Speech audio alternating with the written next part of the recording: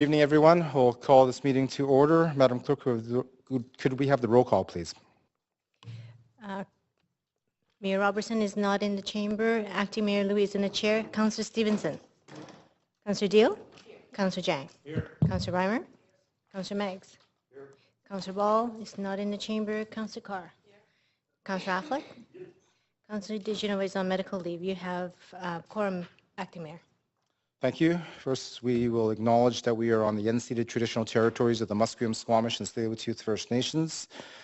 And as per new procedures regarding Committee of the Whole, in order to avoid procedural uncertainties which arose at a previous public hearing due to a loss of quorum while in Committee of the Whole, the City Clerk has advised that while Council is required under Section 18.3 of the procedure bylaw to move a motion to go into the Committee of the Whole at a public hearing, it is not required to sit at Committee of the Whole during the hearing. Therefore, it is the City Clerk's advice that the motion to go into the Committee of the Whole be moved and put to a vote, and it should fail in terms of a vote. So could I have a motion to go into the Committee of the Whole? It's moved and seconded. Any discussion? All in favor?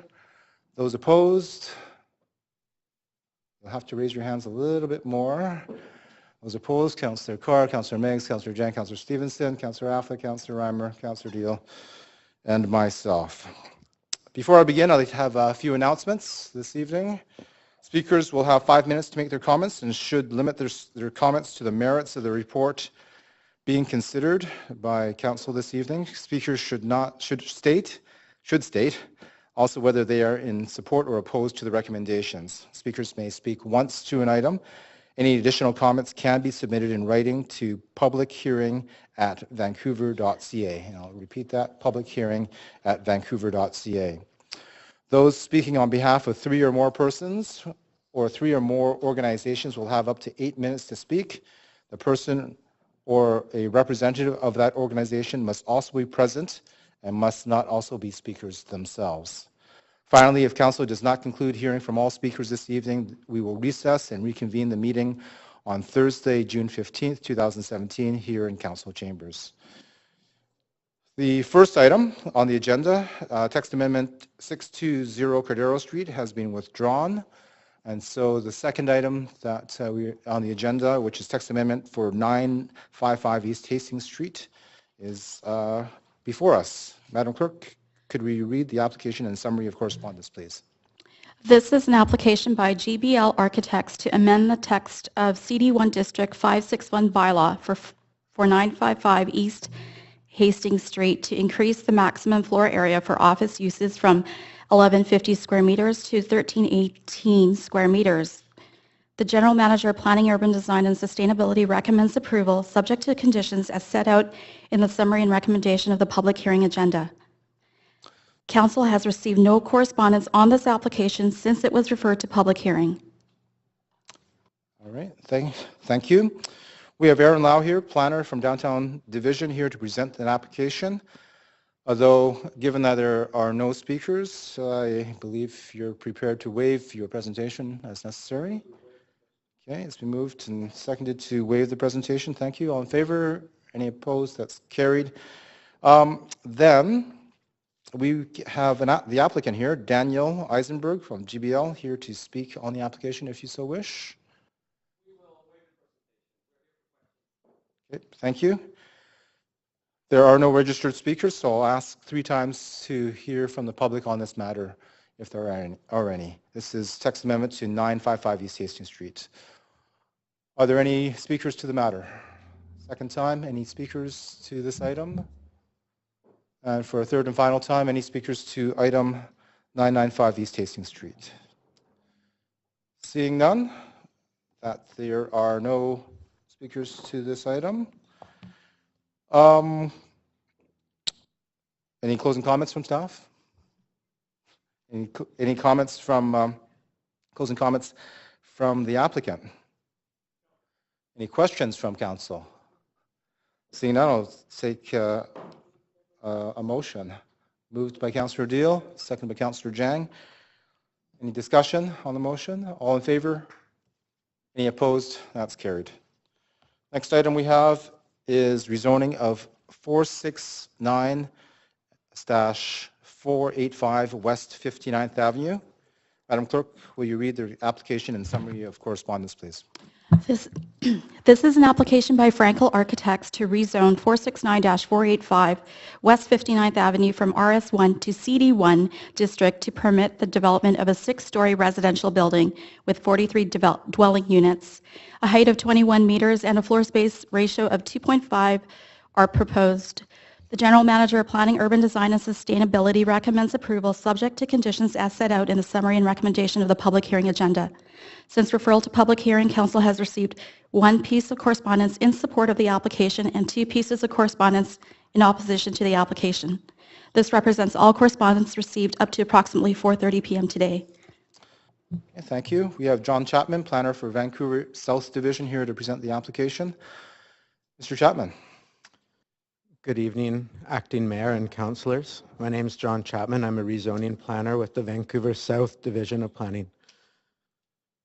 If the Council wishes, I will give a presentation. I'm happy to waive the presentation otherwise.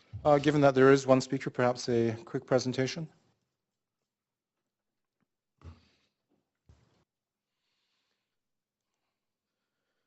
This is a proposal for a 6-story residential building with 43 dwelling units, primarily 2- and 3-bedroom units, considered under the Marpole Community Plan.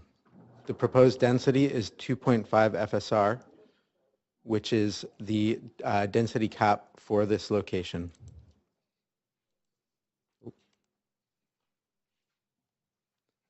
Can I move the slide forward here? Oh, there we go. The location is on West 59th Avenue, directly south of the Langara Golf Course, and 1/2 block off Cambie Street. The site is in the Marpole Plan area. It is directly adjacent to the Cambie Corridor Plan area.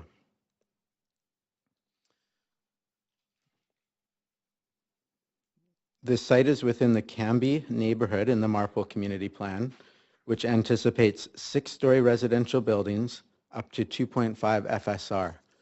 The rest of the block to the east is also zoned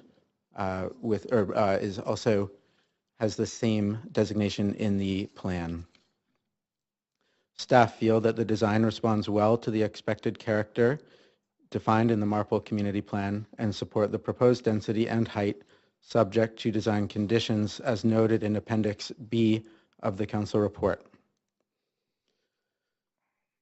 You can see before you a rendering of the buildings. Note that the applicant has a similar application in for a building directly to the south, to the north, a building that will be the same height, same general design, same unit composition, and same density. This is on your agenda. This is the next item to be considered.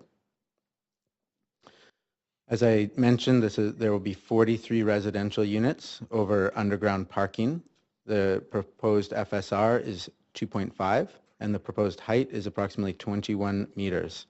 The application is consistent with the high-density housing for families with children guidelines and is proposing almost entirely 2- and 3-bedroom units, as well as a children's play area in the courtyard.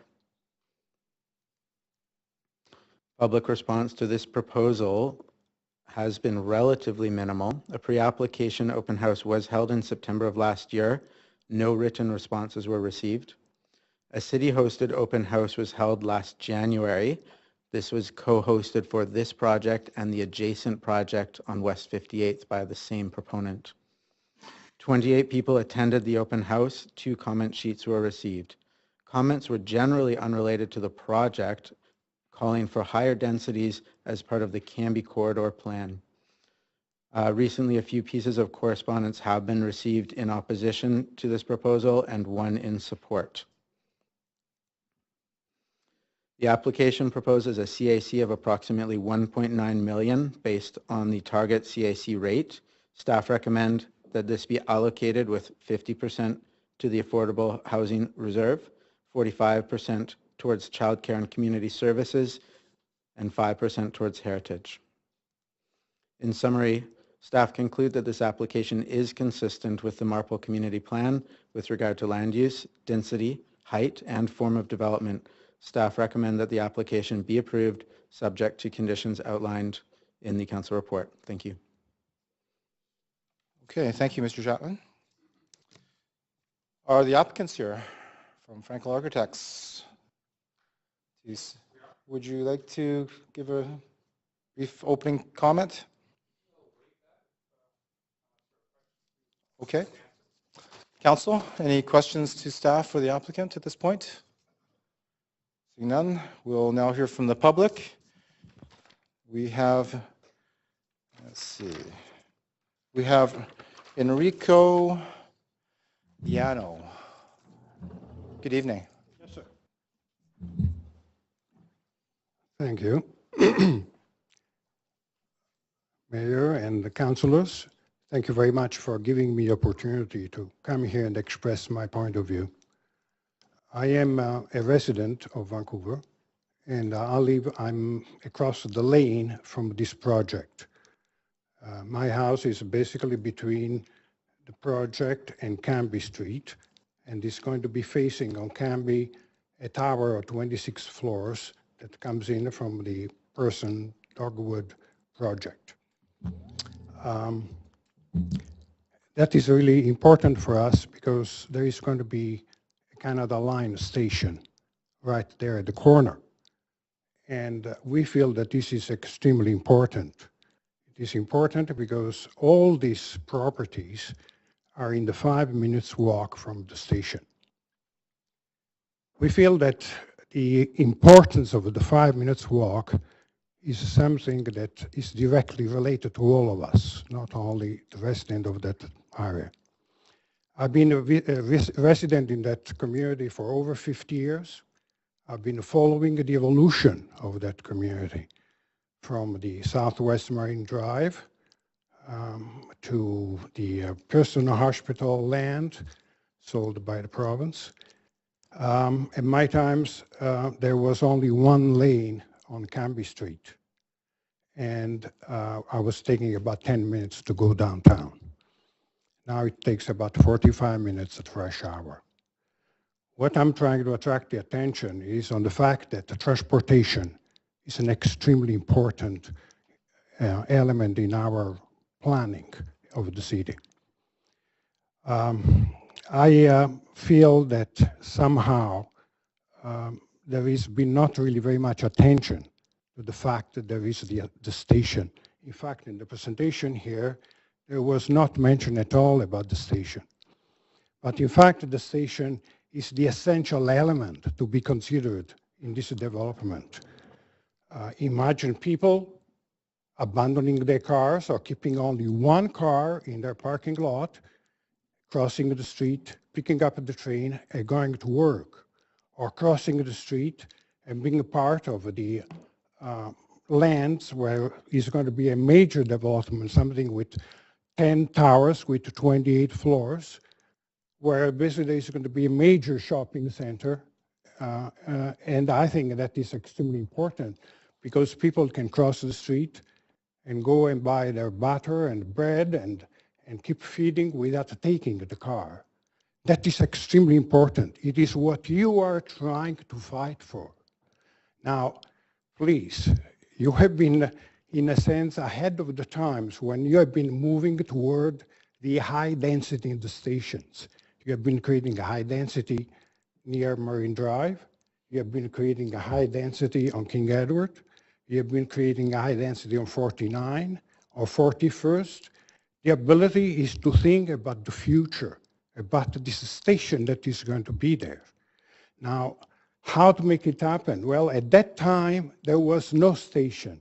So the planning, good people in the planning department, I bow to all of them, they could not consider any possibility in that direction. But now that the station is a reality, we should consider seriously the possibility of a better utilization of this land.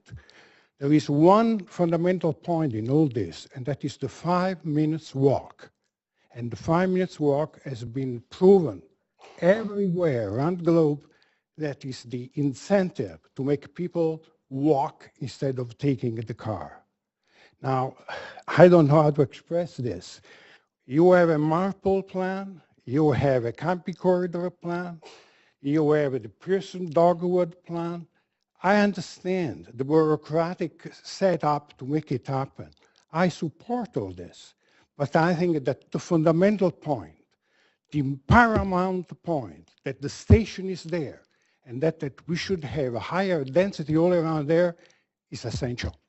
And I'm a little bit unhappy because my property is not even in the phase 3 program of the Cambie corridor. It should be there because it's an essential piece of land that is going to be beneficial to everybody. How can you deny people to say, no, you should not live there close to the station? That's what there is. There is one parameter for bigger developers and another one for the others. So I would like to recommend to seriously consider these possibilities because we are not going to have another chance. And Mr. When Diano, you have been approving this... that is your time, but you do have some questions. Councillor Deal. Thanks. I appreciate you coming out tonight. It's not very common for us to have people come out and say it should be higher and more dense.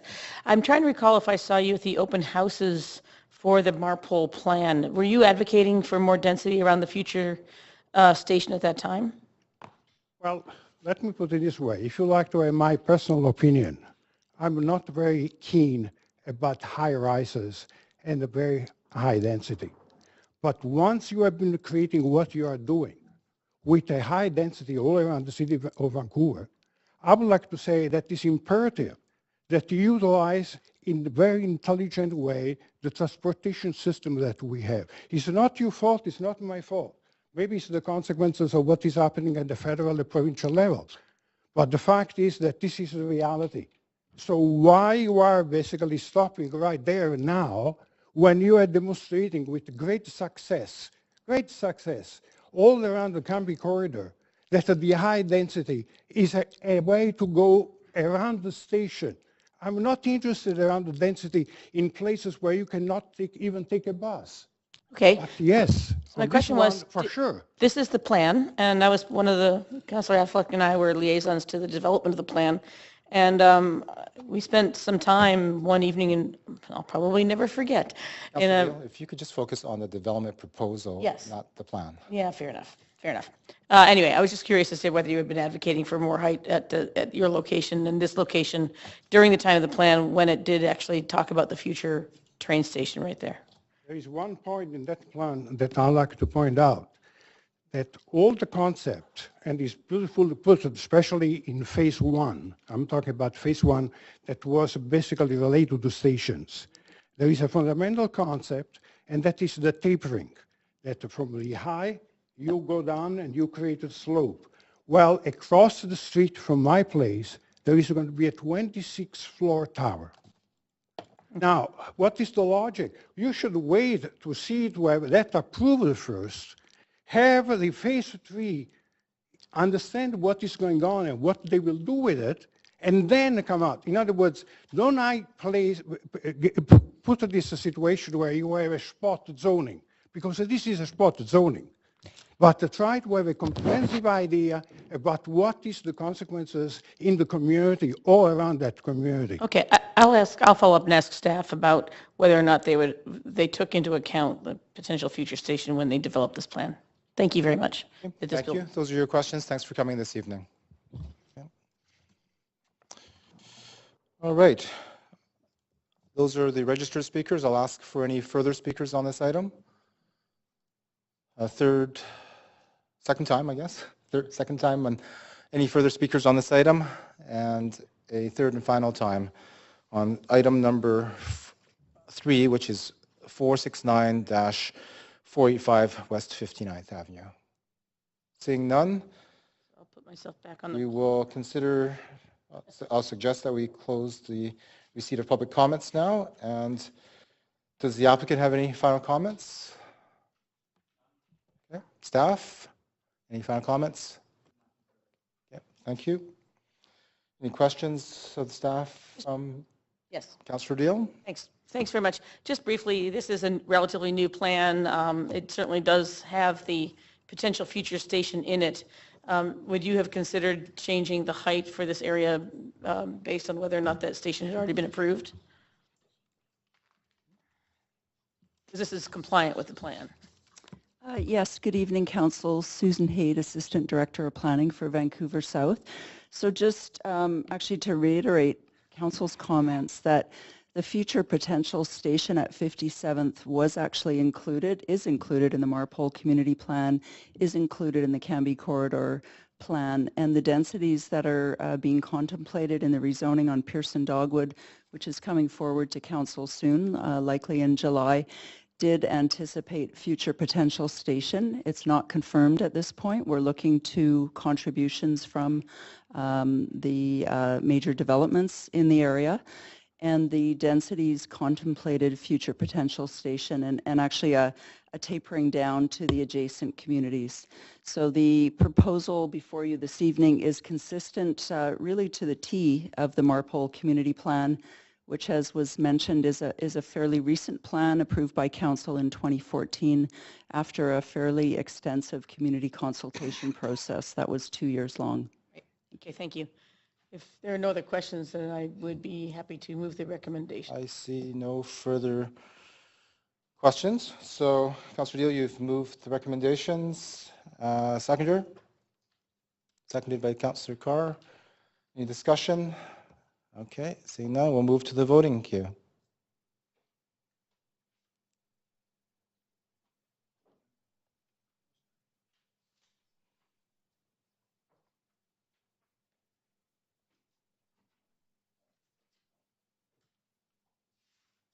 Councillor Ball? Should I assist you? In favor? Okay. And oh, what happened there? Okay, all votes are in. It's unanimous with only Mayor Robson and Councillor DeGenova absent. Thank you. We'll move on to item number 4. Madam Clerk, could you read the application and summary of correspondence, please? This is an application by Frankel Architects to rezone 470-486 West 58th Avenue from RS1 to CD1 district to permit the development of a 6-story residential building with 43 dwelling units. A height of 21 meters and a floor space ratio of 2.5 are proposed. The General Manager of Planning, Urban Design and Sustainability recommends approval, subject to conditions as set out in the summary and recommendation of the public hearing agenda. Since referral to the public hearing, Council has received 1 piece of correspondence in support of the application. This represents all correspondence received up to approximately 4:30 p.m. today. Mr. Chapman, welcome back. Good evening again, Acting Mayor and Councillors. Before you is another very similar application on an adjacent site from the same proponent. I'm happy to go through the presentation again or waive it if Chapman, that's your given that preference. there are no registered speakers on the item and no correspondence on the matter except for the one in favor, I suggest that we waive the presentation. Is that all right with Council? We move to waived. All right. Thank you. Then we'll move to the applicant, Mr. Frankel. Thank you. Now we'll ask if there are any speakers to this item. Are there any speakers to this item for the second time? And for a third and final time, any speakers to the item number 4, which is 470-486 West 58th Avenue? You may. Mr. Diano. Well, this is exactly the same situation that I was talking before, because it's a building on the southern portion and northern portion. They're exactly the same buildings. But if instead of the 8 floors, 6 floors on this, you were going to move, let's say, to 8 floors. Let's say, just it's an hypothesis here. You're going to have a much better situation involving across the street and involving toward the Pearson Dogwood Hospital. In other words, why you are hesitant to give the opportunity to some people to live close to the station when there is the opportunity that is right there. Now, yes, it is a part of the Marpole plan, but in fact, it is a part of the station. And in the phase one of the Cambie corridor, it was stated very clearly that close to the stations, there should be higher density. And it was mentioning the floor and everything else up to 12 floors. So in this particular case, you are abandoning totally the principle that you have been approving and you have been implementing in the past. And you are basically moving toward the across the street plan that is a part of a Marpole. Which one really logically should have some kind of priority? Should be the concept of the station. So I'm so sure, in fact, if this could be just, let's say, postponed in relation to what is going to happen on phase 3 and across the street, this is going to be just a few weeks, by the way, and you are going to be deciding about the Pearson Hospital with 26 and 28 floors. You are going to have a much better idea of what could be done that could be highly beneficial to all of you, to all the people of Vancouver. So in a sense, you are voting against your own statements, your own direction, your own will, what you have been already implementing. Very successful, if I must say. Thank you. Mr. Diano, just before you go, just to be clear, are you speaking in favor or opposed? Are you opposed to this because it's not tall enough? Well, or are you in favor of this? I have a high regard for my neighbors, and I support whatever they do. But that is not the concept that I'm trying to address. I'm trying to attract your attention in relation to your own responsibilities as councillors of the City of Vancouver, to see the responsibility you have towards the transportation. Yes. Do you prefer to have people fuming in their cars on Cambie corridor when at the rush hours there is a full block from the Cambie corridor, the bridge to Marina Drive? Diano, I mean, I'll answer your question if you answer mine. No, but are you in favor or opposed to this development proposal? I leave up to your decision. My opposition. Okay. Thank you, Mr. Diano. Vote is important. Okay. I'll ask again, are there any further speakers to this item? Seeing none, as there's few or no public comments we've received on this item after 5 p.m., suggest we now close the receipt of public comments and move on to hearing any closing comments and any further questions from staff, for staff, that's in order for council to make a decision. Does the applicant have any closing comments? None? Staff, any closing comments? Okay, thank you. Any questions from council? Councillor Deal, I see you on the queue. I don't believe that's a question, no? So I'll advance you to move a motion. Thank you very much. I will move the recommendation with acknowledgement of our speaker's concerns, that I have full faith that our staff in the 2-year process that it took to come to a good plan here made the right decisions in terms of the recommending the height at this location. Thank you. And the seconder? Seconded by Councillor Carr. Councillor Carr. Yes. Yes, thank you, Mr. Acting Mayor. I just want to make sure that all of us are clear in the room, and certainly the reason that I'm voting for this, supporting this, is that this application completely is in line with the plan that has been approved after a 2-year process, as our staff have said. I quote from page 5 of the plan, which says, for this development site, subsection 6.4.6 of the Marpole Community Plan specifically supports residential buildings up to 6 stories in height. The maximum density is 2.5 FSR. So we are taking direction from the work that has occurred with the community, giving specific heights and density for this site. So it's I think, a very clear decision in my mind to support the application. Thank you. Those are all of councils wishing to speak. We'll move to the voting queue.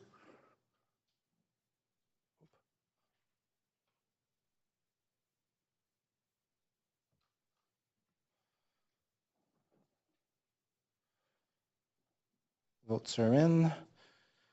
Everyone's in favor. It passes unanimously. Thank you. The next item is rezoning item number 5, which is rezoning for 5733 Alberta Street and 376-392 West 41st Avenue. Madam Clerk, can we now read the application and summary of correspondence received, please? This is an application by GBL Architecture, Inc. to rezone 5733 Alberta Street and 376-392 West 41st Avenue from RS1 District to CD1 District to permit the development of a 6-story residential building with 54 dwelling units. A height of 21 meters and a floor space ratio of 2.63 are proposed. The General Manager of Planning, Urban Design and Sustainability recommends approval subject to conditions as set out in the summary and recommendation of the public hearing agenda. Council has received no correspondence on this application since it was referred to public hearing. Thank you. We have Zach Bennett, who is the planner from Vancouver South Division, here to present the application. But Mr. Bennett, given that there are no registered speakers, I am testing council on their will to waive the presentation. I see some nodding heads. Thank you. Thank you, Mr. Bennett. The applicants are also here from GBL Architecture. Would the applicants like to make any comments? Okay. Thank you. All right. Does council have any questions to either staff or the applicant? Seeing none, we'll now hear from the public. I said there are no registered speakers, so I'll ask 3 times to hear from the public on this matter. Would anyone like to speak to item number 5, the rezoning of 5733 Alberta Street and 376-392 West 41st Avenue? For a second time, any speakers? And for a third time, any speakers on item number 5?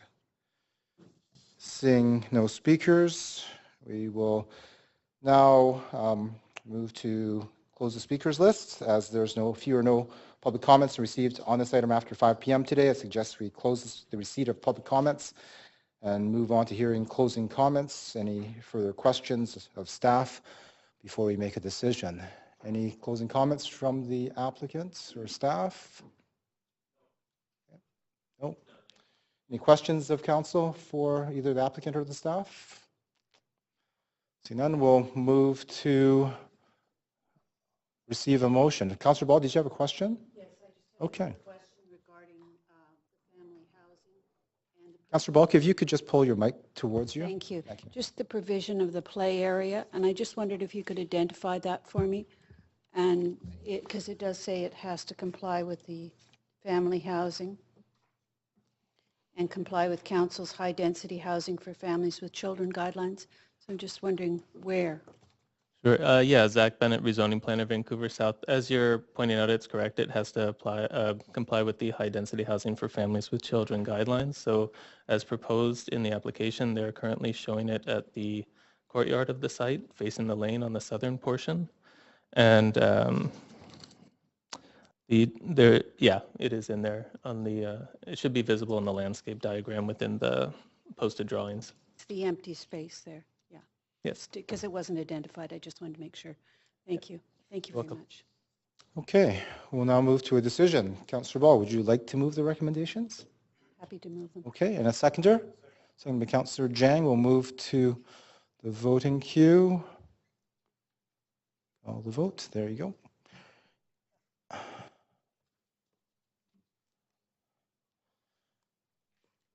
Councillor Stevenson? Okay, thank you. All in favor? It passes unanimously. Our next item is rezoning for 5030-5070 Cambie Street. Madam Clerk, could we read the application and summary correspondence, please? This is an application by Penny Farthing Hillcrest Developments Limited to rezone 5030-5070 Cambie Street from RS1 District to CD1 District to permit the development of a 6-story residential building with 51 dwelling units. A height of 20.3 meters and a floor space ratio of 2.4 are proposed. The General Manager of Planning, Urban Design and Sustainability recommends approval subject to conditions as set out in the summary and recommendation of the public hearing agenda. Council has received no correspondence on this application since it was referred to public hearing. Thank you. We have Michelle McGuire, Senior Rezoning Planner for Vancouver South Division, to present the application. Good evening. I'm happy to waive the presentation, although I know that there is, I believe, one speaker signed up, so happy to give a short presentation if you'd like. I think it would be in order. Sure. So my name is Michelle McGuire, Senior Rezoning Planner with the Vancouver South Planning Division. The site for this rezoning application is comprised of 3 single-family lots on the east side of Cambie Street, north of 35th Avenue. The site is directly south of the existing heritage-protected Milton Wong residence and is located west of Queen Elizabeth Park and within a 10 to 15-minute walk of the 41st Avenue Canada Line station. Properties north and south along Cambie are part of the Phase 2 of Cambie Corridor, with a number of sites already approved for 6-story residential development. Properties to the east across the lane are being considered through Cambie Corridor Phase 3 for 4-story development, with consideration for up to 6 stories for rental housing. So the policy is the Cambie Corridor Plan, and the site's located within the Queen Elizabeth neighborhood. The plan supports 6-story residential development for the site with a density range of 1.75 to 2.25 FSR. The density range is an estimate with specific density determined based on urban design and public realm performance.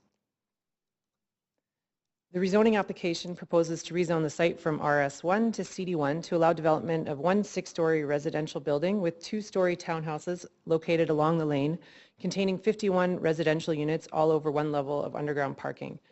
The 51 residential units include 1 studio unit, 12 one-bedroom units, 32 bedroom units, and 8 3-bedroom units. 75% of the residential units are suitable for families with 2 and 3 bedrooms. The proposal to respond to the Milton Wong residence provides larger side yard setbacks and upper level step backs, providing a transition down to the Wong house to the north of the site.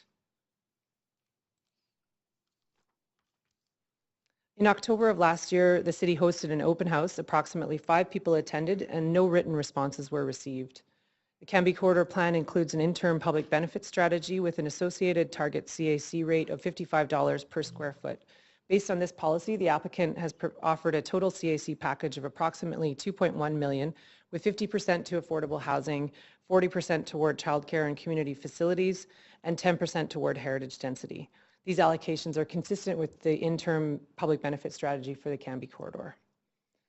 So in summary, staff conclude that the application is consistent with the Cambie Corridor Plan with regard to land use density, height, and form of development, and staff recommend that the application be approved subject to the conditions outlined in the agenda package. Thank you. Thank you. We also have the applicants from Penny Farthing's Development here to speak to the application if they wish. Okay, thank you. We'll now hear from the public. We have 1 registered speaker, Mr. Alan Boom.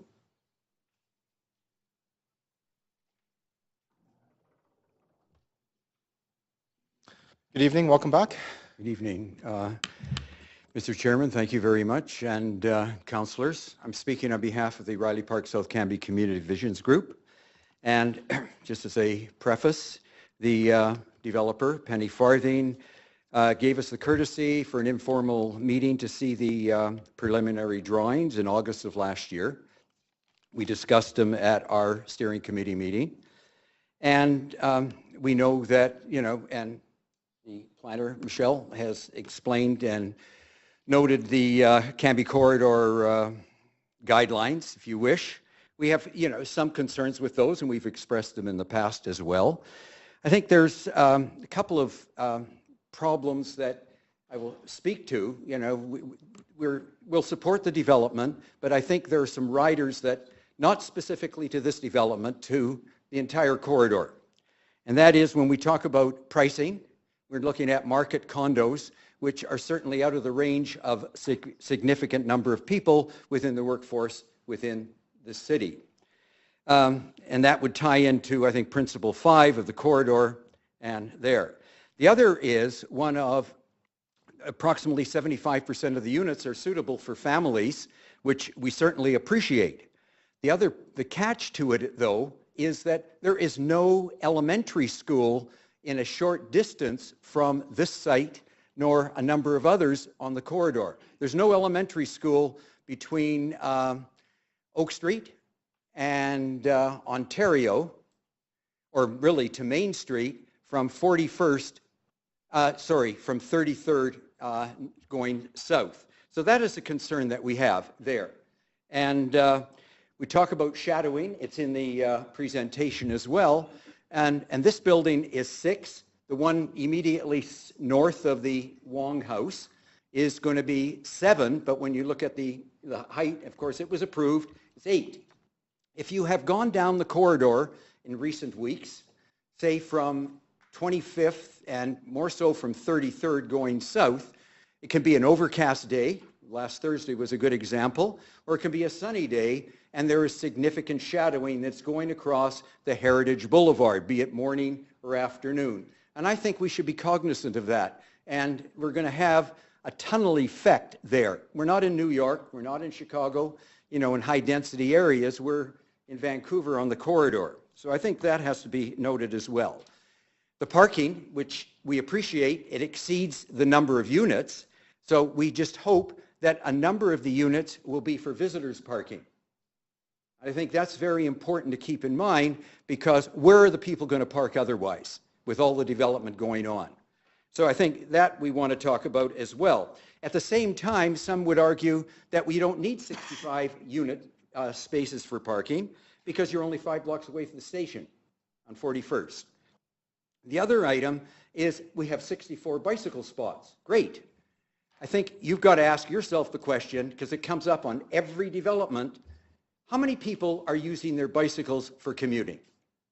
A rhetorical question, I think, deserves consideration on your part when we look at this development and the others in the future. This is not, a means of transportation for 50% of the population, nor I would argue 20% of the population 12 months a year. And I'm speaking as a cyclist as well. Thank you. Thank you. You don't have any questions? You don't have no questions? Thank you. All right. I will call for further speakers on this item. Second time, any further speakers on this item? And for a third and final time, any further speakers on this item? Seeing none, as there were few or no public comments received on this item after 5 p.m. today, suggests that we now close the receipt of public comments and move on to hearing closing comments, further questions of staff, and then make a decision. Are we ready for any closing comments from staff? The only thing I would just, in response to the speaker, just a number of the concerns have been noted by the Riley Park South Cambie Community Group and presented to staff. And through the work with Phase 3, staff are working with the group to look at Phase 2 developments in response to the guidelines that they've put forward and the comments that they've brought forward, which are in keeping with the comments that the speaker provided. Okay. Any comments from the applicant? Okay. Thank you. Councillor Carr, do you have questions? Yes, I do actually. Thanks, Mr. Chair, and they really do arise out of the comments made for the speaker. And I'm first of all wondering if in a proposal such as this, there is a concern raised around parking for visitors, if that is identified as as a desirable element of an application. Thank you, Councillor. John Trecky with Transportation. The parking bylaw doesn't actually require visitor parking explicitly for multifamily developments unless they are rental specifically. It's something that we would certainly encourage the provision of where it makes sense, but we don't specify whether or not there needs to be visitor parking explicitly or what the percentage of each would be required to be.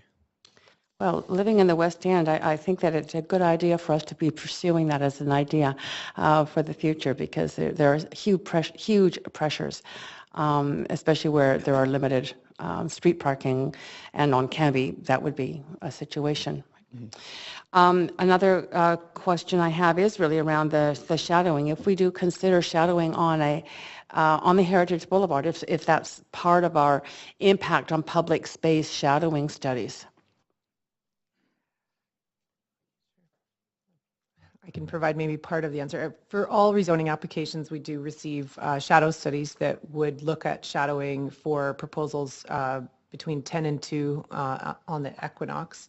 And so that would have been, that it was provided for this application as well. Staff do review shadowing on public spaces, and I maybe pass it over to Tim Potter to fulfill. Because I'm looking really at how we treat a heritage boulevard as opposed to, say, a park or a child care space where I know it's very specifically noted whether the shadowing will impact or not. It's an interesting and good question. The plan was crafted somewhere around 2010. So the issue is that the 6 stories is something that is in the plan. Typically when we do analyze shadows, it's with respect to parks and open space, which implies more inhabited space of public open space. But having said that, I think it raises an interesting point. Yep. Okay, and my final question. Oh, sorry, go ahead. Did you have another? I was just going to say that, as you might imagine, for this application in particular, there wouldn't be shadowing implications for the Heritage Boulevard. It would be projects on the other side of the street, but this application in particular wouldn't shadow the boulevard. Thank you for that. You're right, different side of the street. And my final question has to do with the family units. The cumulative impact studies that we do regarding essential public amenities, for example, as we increase family housing, which we are now doing in all of our plans, if we are amassing information on a cumulative basis and forwarding that to, for example, in this case, school board, around the need for elementary schools. We could say the same thing around the, fire, public libraries, parks, all those kinds of things. But I'm specifically thinking about the schools in this case. So for phase 3 and for phase 2 as well, staff do work with the Vancouver School Board planning staff and do give projections to their staff to help with planning for facilities development across the city. So we do work closely with their staff, their planning staff. However, as you know, the city itself wouldn't have control over actually building those facilities, but we do provide the projections and work with their staff when we are working on plans to provide projections of potential children in areas for them to have. Good. It's more the exchange of information, the compiling of that and exchange of it. And I guess it really, the final point, in this case, this is a market condo development. So just clarify for me and the members of the public, especially Mr. Bume, who presented this idea, control in any way over pricing, the ultimate pricing? Is there any control we have, or do the condos just sell at whatever the market will bear? In this particular case, it's a market residential development. There are a number of secured rental projects and social housing, well, one social housing project that have been approved or are in process in the corridor. So there is a variety of residential projects across the corridor, but in this particular case, it's a market residential development and there wouldn't be any restriction on price. Right. Thank you. Thank you, Mr. Acting. Thank you, Councillor Carr. Would you be prepared to move the motion? I would. Thank you. And the seconder? Moved and seconded. We'll move to the voting queue.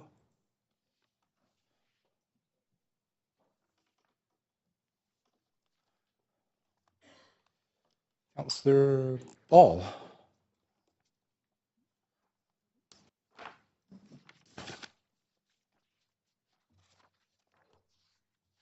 There you go. Thank you. All votes are in. It is a unanimous vote of council. Thank you. The item passes. Next item then is item number 7, rezoning for 210-262 West King Edward Avenue. Madam Clerk, could you now read the application and summary of correspondence received? This is an application by Strand Development to rezone 210-262 West King Edward Avenue from RS1 District to CD1 District to permit the development of a 4-story residential building with 52 secured market rental units, a height of 13 meters, and a floor space ratio of 1.77 are proposed. The General Manager of Planning, Urban Design and Sustainability recommends approval subject to conditions as set out in the summary and recommendation of the public hearing agenda. Council has received no correspondence on this application since it was referred to public hearing. Thank you. First up, we have... Yes, thank you very much. I'm sorry, I must declare a conflict. I live very, very close to this development. Okay, thank you. All right, now then we have Zach Bennett, planner for Vancouver South Division, here to present the application. Thank you. If I could have the presentation, please. And again, it's Zach Bennett, rezoning planner, Vancouver South.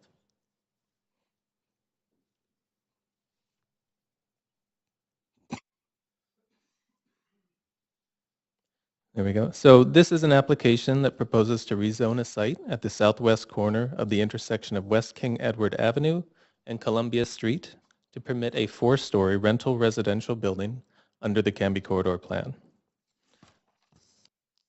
The site is composed of 3 single-family lots facing King Edward Avenue immediately west of Columbia Street. The site is approximately 5 minutes by foot from the West King Edward Avenue Canada Line station. Nearby properties along Cambie Street and along King Edward are part of the Cambie Corridor Phase 2 plan, and the properties across the lane to the south are being considered as part of the Cambie Phase 3 planning, which is currently underway. In terms of the policy, the site is within the Cambie Village neighborhood of the Cambie Corridor Plan, which primarily anticipates 4-story residential buildings for this area. FSR is anticipated between 1.25 and 1.75, however, that is subject to urban design performance.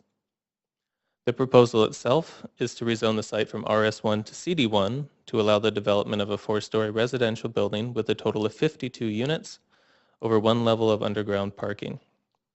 Those 52 units are proposed as secured market rental housing, and the proposed floor space ratio for the site is 1.77 and a height of 13.5 meters or 44 feet.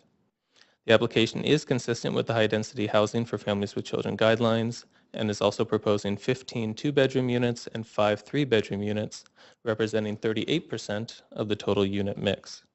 This is in excess of the family housing goal of 35% of all units under the family room policy. In January, the city hosted an open house attended by approximately 41 people. At that meeting, through the course of the project, staff received feedback regarding the size of the 3-bedroom units, as well as noting some concern about the potential for increased traffic along King Edward Avenue.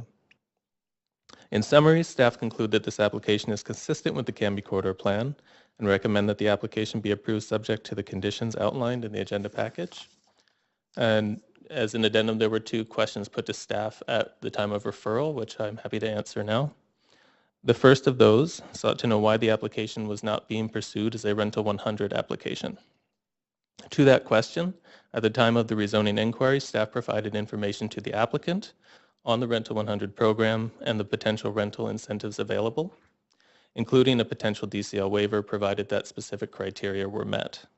The applicant chose to pursue a market rental project and does not seek the DCL waiver incentive that's available under the city's rental policies. The application does propose additional height and density, however, that is subject to the policy and urban design objectives contained within the Cambie Corridor Plan. The second question to staff was in regard to CACs and the estimation of costs for rental projects. At the time of submission of a rezoning application, applicants are required to provide a cost breakdown, which is prepared based on a professional quantity surveyor's elemental cost breakdown. This includes the cost to acquire the land if purchased recently, or is based upon the estimated market value of the land. Real estate services staff have reviewed this application's pro forma and have concluded that no CAC is anticipated for the site. Thank you. Thank you. We have the applicant here as well from Yamamoto Architecture and from Strand Development. Would you like to speak to the application? Okay, I think that is a no. We'll now hear from, any questions from council to staff for the applicants? No one's on the queue, so we'll move to hear from public speakers on the item. We have Alan. You're already up. Welcome back. Thank you, Mr. Chairman. I've got my name for one other as well that follows it. Okay.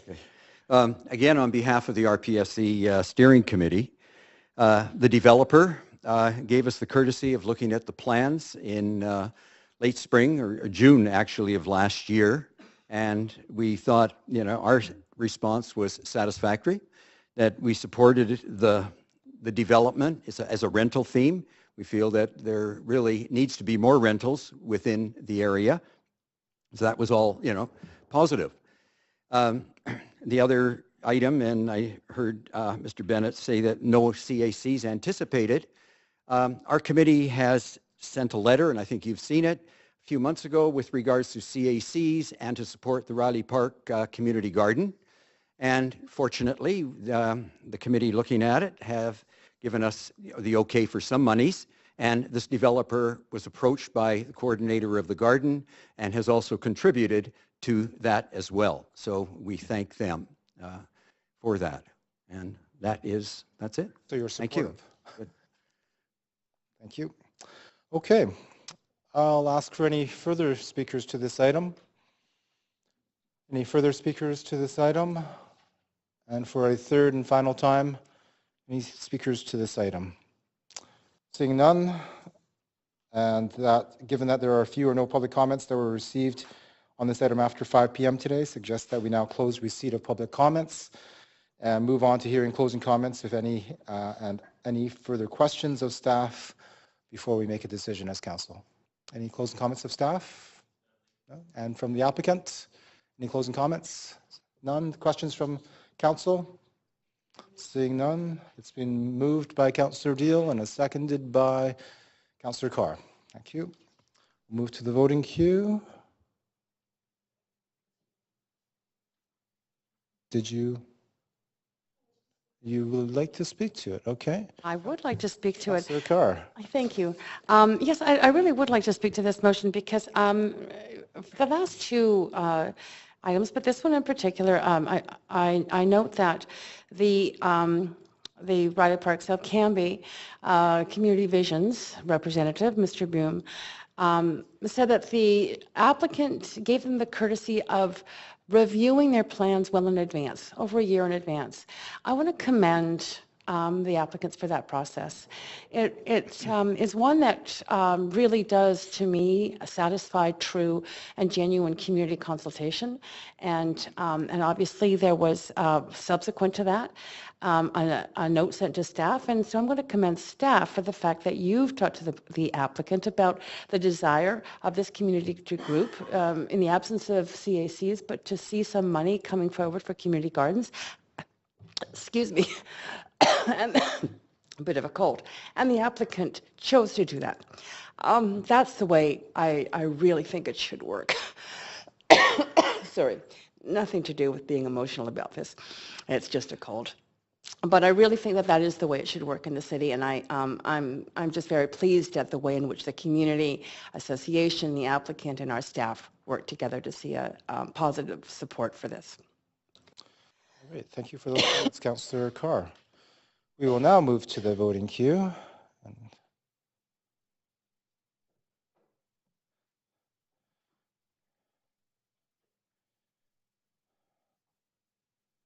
Councillor Jang?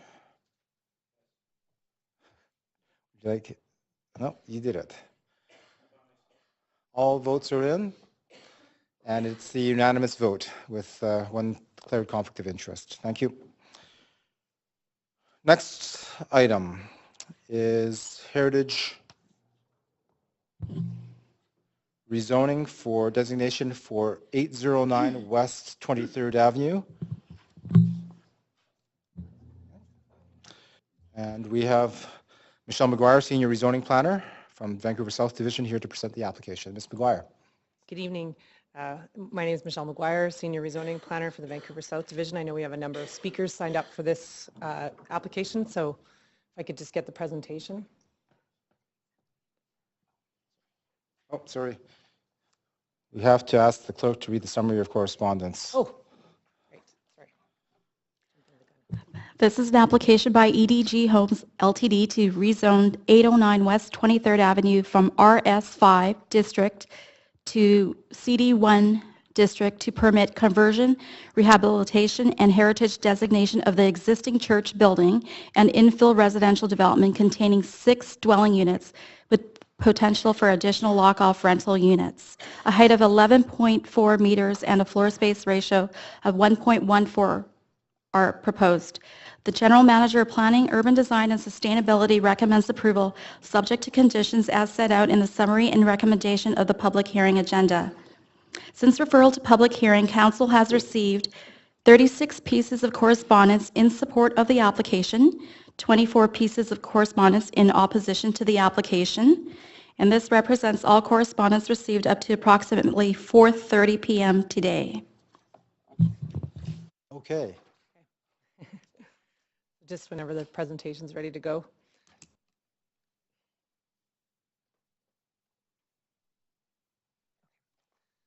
So the site is located at the northwest corner of Willow Street and 23rd Avenue in the South Cambie neighborhood. The site is located within convenient walking distance of the King Edward Canada Line station and is close to neighborhood amenities, including the Douglas Park Community Center. The site includes a historic existing building that was once home to the Douglas Park United Church. The proposal is for adaptive reuse of the existing building and development of 2 coach houses at the rear of the property. The existing building would be protected through heritage designation and would be converted into 4 residential units. At the rear of the property, 1 coach house is proposed at 2 stories and the second coach house at 3 stories. The site is currently zoned RS5 and is surrounded by single-family homes. The site, if developed under existing zoning, could be subdivided and developed with 2 single-family homes with basement suites and laneway houses. The proposal includes a total of 6 residential units with 2 2-bedroom units and 4 4-bedroom units.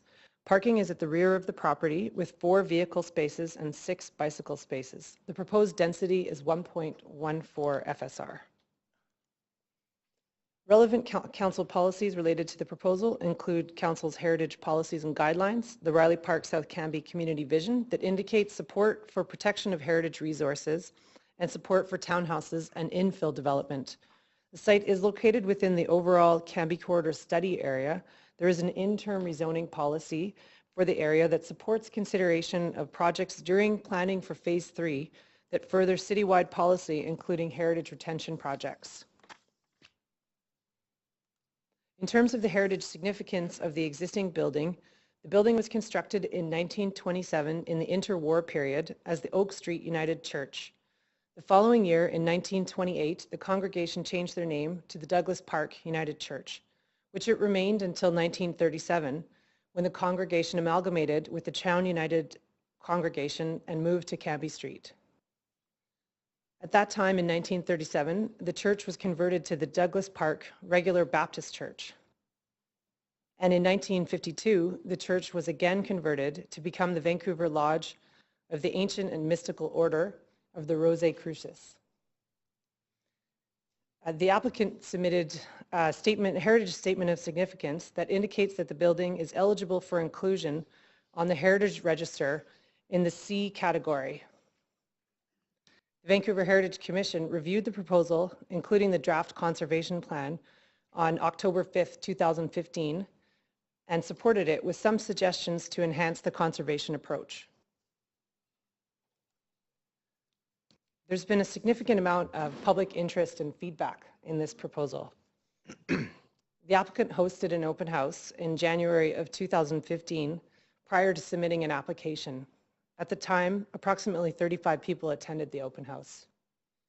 In May of 2015, the original rezoning application was submitted with 10 units, including 4 lock-off units available for rent at a density of 1.19 FSR.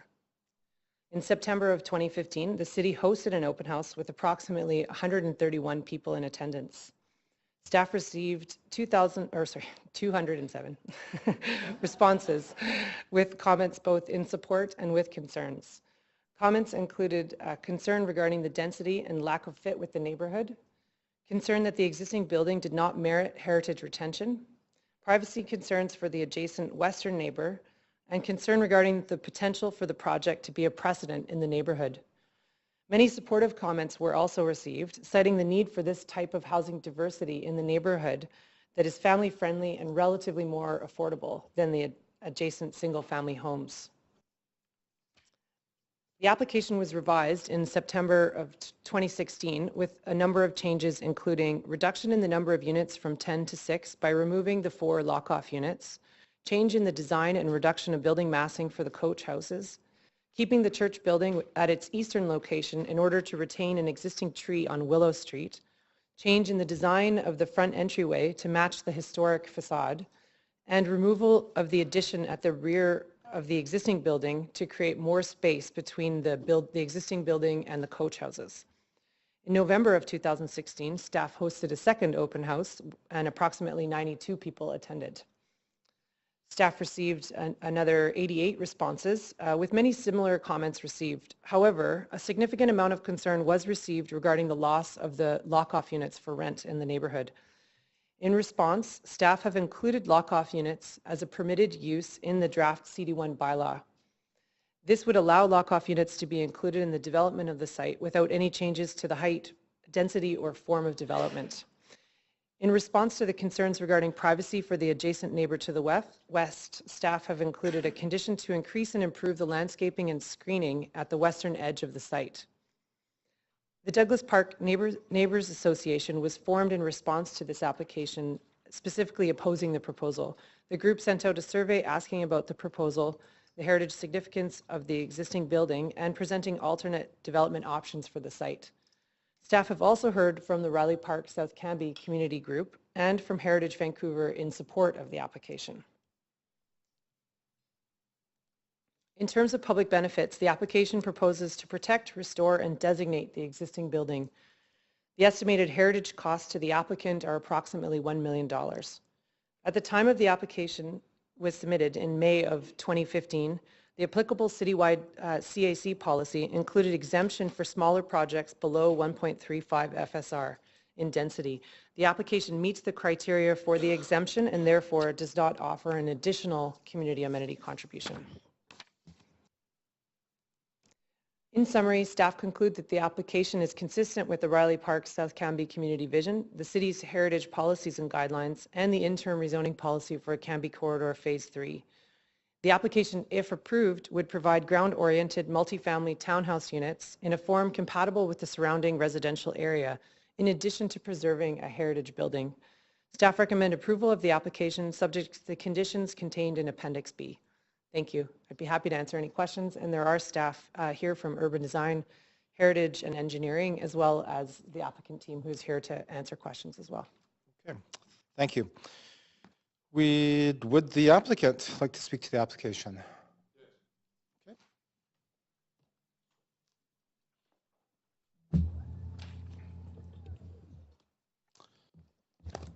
Evening. Good evening, Acting Chair and Council. Thank you for hearing us tonight.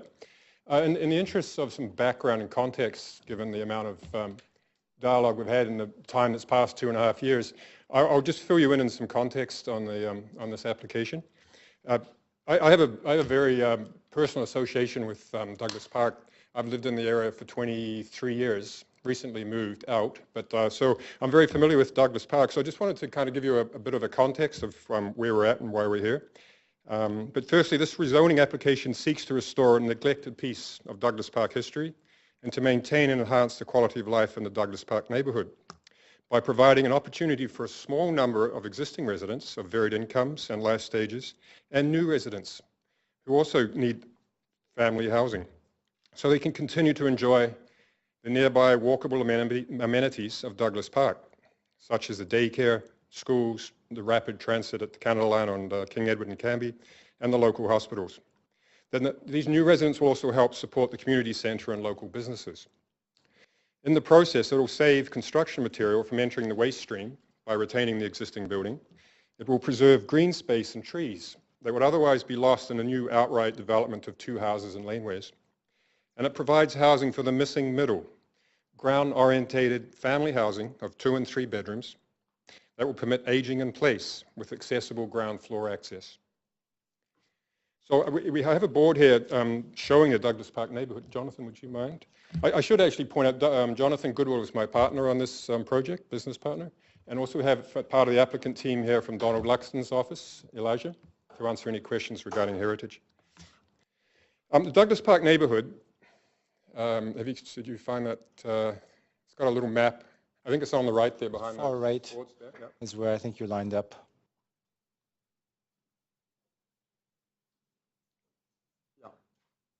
So the Douglas Park neighborhood is the hood, as we know it, is a neighborhood clearly defined by 4 arterial streets, Cambie to the east, West 16th to the north, and Oak Street to the west, and King Edward to the south. And so it creates a very strong identity, quite unique in the city.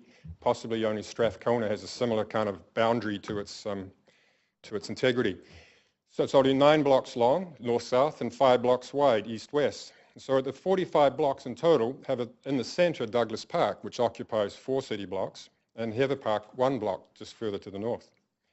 And it is surrounded by Cambie Village to the east, the West 16th Heather Village to the north, the King Edward Mall to the south, and we have Oak Street and 16th shopping, as well as a small little area of shopping on Oak Street and 22nd.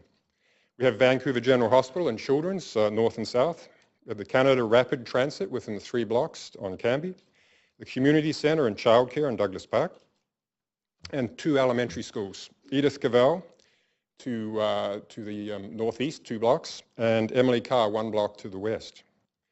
And so in my 23 years, typically you enter Douglas Park through one of there's a number of ways, but predominantly there's entry points into Douglas Park, one being from the north on Heather and 16th. And at that point there's the Foley building, which was a renovated heritage building carried out under an HRA, which was basically an HRA is a Heritage Revitalization Agreement, which requires a change to the zoning, a variance. So that forms an entry point to Douglas Park from the north. To the east, we have Edith Cavell School, and there's also another heritage project there at Ash and 21st, where a building was, this lot was subdivided and 2 houses were built there. That was under an HRA also, where the zoning was varied to allow that process to happen. And to the west, on West 19th and Laurel, there's the Hastings School, the first and I think only standing single-room schoolhouse in Vancouver that was moved from Ash and 19th onto that site on Laurel and 19th. And that was done also under an HRA, a zoning variance was carried out for that as well. And then so from the south, we anticipate and envisage that the Amorc restoration, if approved tonight, would become the southern entry to Douglas Park, another landmark entry into the park. To the best of our knowledge, there are less than 20 recognized heritage properties in Douglas Park. Of those, 6 have gone through an HRA, a Heritage Revitalization Agreement, requiring changing of the zoning to permit the retention of that heritage resource. Of these, my firm EDG Homes has done 2 of them, carried them through design and through rezoning process and approval and built. Particularly 837 West 19th Avenue. Could you point that out, please, John? I think it's just in the middle there. 837. That's that house, yeah. That's a heritage house built in 1902. It was converted to a strata duplex in 1996. And 906 West 19th Avenue we carried out in 1996. That's the renovation of it wasn't a heritage building, it was a character building that was falling apart, but we saved it and brought it back. But it's also where the Hastings Schoolhouse was moved to. And again, that was under an HRA, a zoning variance was carried out there. So as the applicant, EDG Homes, as I say, has carried out over, I think, a dozen renovations in the area and designed 6 new character homes. And I don't think there's too many blocks in Douglas Park that we're not familiar with. I have lived in the hood for 23 years, raising my family and renovating 2 1912 character homes ourselves. And Jonathan Goodwill and his family have lived on the 600 block of West 19th for 18 years. I just wanted to have a quick look at 902 West 19th, the house on Laurel. Just to, there's been some concern from the neighborhood that the Amorc building as it stands now is not a valuable heritage resource and that it's too far gone and not recoverable and has no value. The Hastings Schoolhouse, there's another board in there, please, Jonathan. It's got a picture of the schoolhouse and of West 19th. I'll just try and be brief on this, but it's an important. There's pictures there showing the 902 West 19th on the top right, how it was when we took it over in 1994. And the picture to the left is it restored. And although that, where am I here on my list here? Regarding that, and then below that is the Hastings Schoolhouse on the right. Is it on a trailer as after it's been transported from its site on Ash and 19th? And then on the left in place in situ there with a heritage plaque describing its history and its move. And so both those buildings were in very poor shape. In fact, the Hastings School there was not even recognized as a heritage resource until threatened with imminent demolition. And the community came about to save it and asked for people to have a recipient site. We put our hand up, foolishly probably, and agreed to put it on the back of our site. And at that time, I think it was 4 months that we got a permit to put it in place, rather than the 2.5 years that we are currently at this point with the Amorc building. But in any case, the building was moved on the side and it was restored. And I think it's both the schoolhouse and the main principal house has a fond reception from neighbors as they drive by, leaving or entering the park. And although the schoolhouse was the subject of wide community support, it also prompted neighborhood opposition. But although it was approved by council, it was subject to a Board of Variance third-party appeal, but it was upheld. So again, it's a case where we have community support for something, but immediate neighbors object and are concerned. But now I think everybody, given that laneways are now city-wide, the schoolhouse fits in quite naturally, and may even, I've been suggested it should be bigger. So I've highlighted this property not only because my family live there, but it serves to illustrate the process and the value of heritage retention and restoration that some in the neighborhood have questioned about saving their Amorc. So firstly, it's clear evidence that I must be nuts to be here in front of council 24 years later, trying to save another derelict character heritage building in Douglas Park. But secondly, but more importantly, it helps show that even though the existing found state of a building may be in poor repair, with original elements deteriorated or removed, the heritage conservation approach can and does restore, replicate the original appearance to save a recognizable piece of history. And thirdly, the relocated schoolhouse is an example of repurposing a heritage building. Although not a school anymore, even as an artist studio for the owner, it still retains its inherent form and value and stands as a landmark for the community and the neighborhood. There are many examples of reusing and repurposing heritage buildings in order to save them. The Foley Grocery Building on 16th and Heather was a grocery building, but is now an artist studio surrounded by apartments. And there's numerous churches repurposed as apartments and homes at Manitoba and 10th, Fraser and 15th. And obviously there's more well-known examples such as the Tate Modern in London, a power station that is repurposed as an art gallery.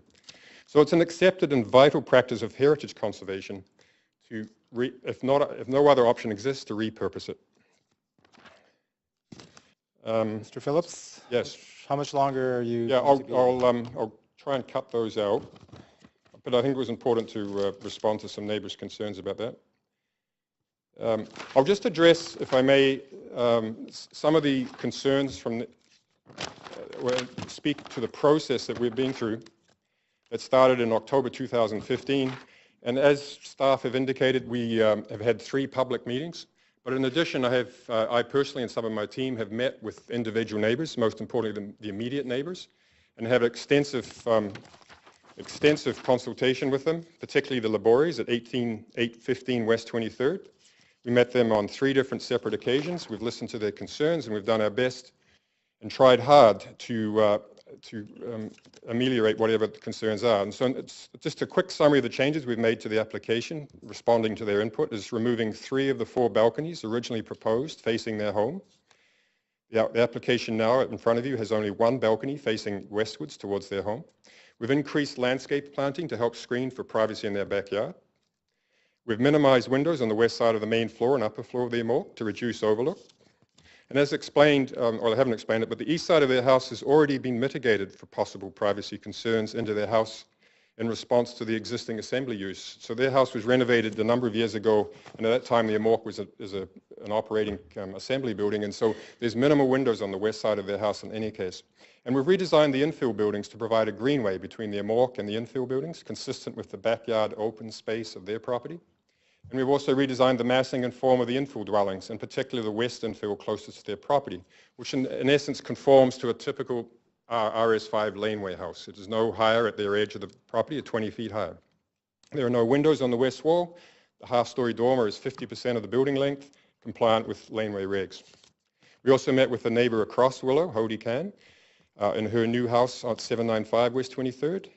And we responded to her concerns by removing 2 entryways to the Amorc units that face Willow and her house. We've redesigned the infill buildings to be in a character style and scale closer to her laneway across Willow. And we agreed that we should work together to impose residents-only parking on the Willow block to ease parking congestion during the working hours. We have reached out to other immediate neighbours across the lane and across 23rd and Willow. We've had success with some and not with others who don't wish to be involved, and others that continue to oppose.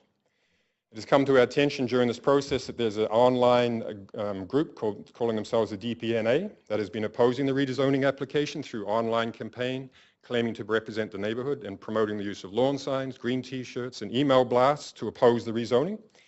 And it's, to best of my knowledge, this online group has no public record of membership, public meetings, invitations. Mr. Phillips, if you could speak to the application, your application, not to what's the activity of the other groups. Perhaps just focusing on the merits of your project. Okay. To conclude, I would like to make 3 requests for Council to consider. As part of the redesign conditions following the September 29th, 2015 open house, staff requested that the Amorc building not be moved east 4 feet and left in its current location, but moved forward also, in an effort to save the existing cedar tree on the east property line. In doing so, the open west side yard has been diminished for the livability of the occupants of the proposed 3 townhouse units with access to grade, and it has also brought the building closer to the west neighbour, most impacted by this proposal, who has concerns about privacy and overlook. The existing boulevard on Willow Street is heavily treed with mature linden trees, which currently also compromise the cedar's growth. On balance, it is our opinion that the value of the retention of the existing cedar tree does not outweigh the livability of the project's units and the fit with the existing neighbours, and I encourage Council to consider allowing the Amorc to be relocated 4 feet to the east as originally proposed. And also, my second request is to consider the inclusion of lock-off suites as proposed by staff to increase housing options and affordability by allowing aging in place, as the basements will be accessible at grade, allowing extended family arrangement, and as the need arises, rental income flexibility. There will be no change to the exterior of the units, and the paved access is already proposed. And third, I have a consideration to Council to direct staff to prioritise heritage retention applications such as this one. 2.5 years is too long for a private owner to carry a vacant building without any comfort of an end date or approval. This permit process, if this application is approved, will add another 6 to 9 months before construction may start. Construction is a period of 18 months to 2 years, so that'll be 4.5 to 5 years for 6 added new units. As outlined in the timeline, I haven't been through the timeline, but part of the issue seems to be the rezoning stream burdened with Cambie corridor and other standard rezonings with no provision to streamline or prioritize heritage projects. You're off topic again. We're here to consider your specific application, not the development permit process. Thank you. Really, you are. In summary, the proposed relocation, restoration, and adaptive reuse of the Amorc as a 4-unit row home on the existing property will emphasize the significant corner location, retain the integrity of its original form and appearance, and secure a heritage resource for future generations, and as well provide much-needed housing choice in Douglas Park. The construction of 2 detached single-family infill dwellings to the lower rear of the site will be distinct from and enhance the historic structure while conforming to the general streetscape and neighbourhood pattern. Thank you. I'd be happy to answer questions. Okay, thank you. You will have an opportunity to give closing comments. We'll now entertain any questions from Council, either staff or the applicant. I see none for now, so we'll move to speakers. Our first speaker is Daniel Olsiewicz, or I don't know. Help me out here. Hi, Daniel Oleksiak. I'll remember it for next time. Thanks for hearing from me, Acting Mayor and Council. I'm here on my own behalf and representing a group called Abundant Housing Vancouver, whose goal is to have more housing in Vancouver and to participate in community planning, partly on behalf of people who don't live in communities yet, but who may want to, and also people who used to live in communities but are no longer able to. And I think the guiding light, the Northern Star in this application is that single-family homes in Douglas Park start at about $3 million and go up to $5 million, which is, I think, probably the single most important fact to consider here. So those who are going to get up here and say that this should be a single-family neighborhood, I think we should be realistic about what it is they're asking for and who it is they're asking for it to be for. This specific application, I'd say, is a missed opportunity. It's planning for townhomes, which were probably a good density proposal about 20 years ago. At this point, even that's not going to be very affordable. This, of course, fits into the context of the Cambie corridor plan, which does have some provision for apartments. Most of those are along the major roads. I live in an apartment along a major road. It's loud, it's polluted. This is a major issue of environmental justice, and I think it will be looked upon poorly by future residents of the city when many, many people are living along the busiest, loudest, most polluted parts of the city. We need more quiet density on quiet streets just like this. Townhomes are just simply not good enough. I'd like to propose, if I may, and this is quite optional, a rule about people who criticize the affordability of projects like this.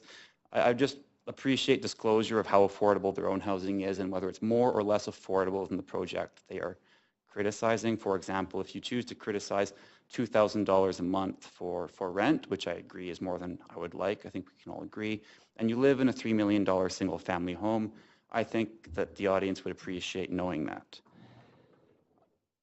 I can't believe people are still opposing basement suites in this day and age. It's pretty galling to see multi-millionaire single-family homeowners who just can't stand to live near apartment buildings in this day and age, or even townhomes. So what's my connection to Douglas Park? I used to live just on the other side of Cambie until 2015. I rented the top floor of a 2-bedroom. I'd go jogging around Douglas Park frequently. It was $1,600 at the time, but I was on a fixed term lease with a vacate clause, so I decided to get out of there because that didn't provide much security. I actually did a little bit of research about the neighborhood right now, and the unit's actually back online. I rented it for $1,600 until 2 years ago. It's $1,950 now. So we can see even in that short time, rents in this fairly exclusionary neighborhood have gone up by that much. This is near the SkyTrain, and a lot of people have said that, you know, they want to preserve the existing character. There's a lack of neighborhood fit. And again, I think we need to be really emphatic about what the existing character of the neighborhood is. The entry price for this neighborhood is $3 million. And it could be public policy to preserve that character. I wouldn't support that, and I don't think that anyone who doesn't have $3 million should support that. That's really, really, really exclusionary. It fits really neatly into the Cambie corridor plan that we're seeing right now that doesn't plan for the bulk of this neighborhood to have anything but that, and I think that's a huge problem. Abundant Housing thinks that's a huge problem, and I just hope that council can look towards something other than $3 million homes in this very nice, very central area. Thank you very much. Okay, thank you. You have no questions. Thanks for coming this evening. Our next speaker is Mark Friesen.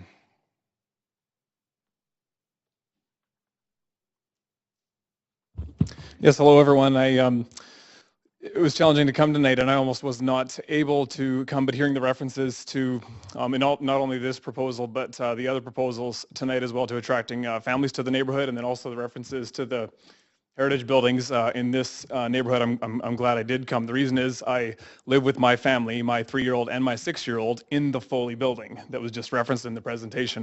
You referenced the artist studio.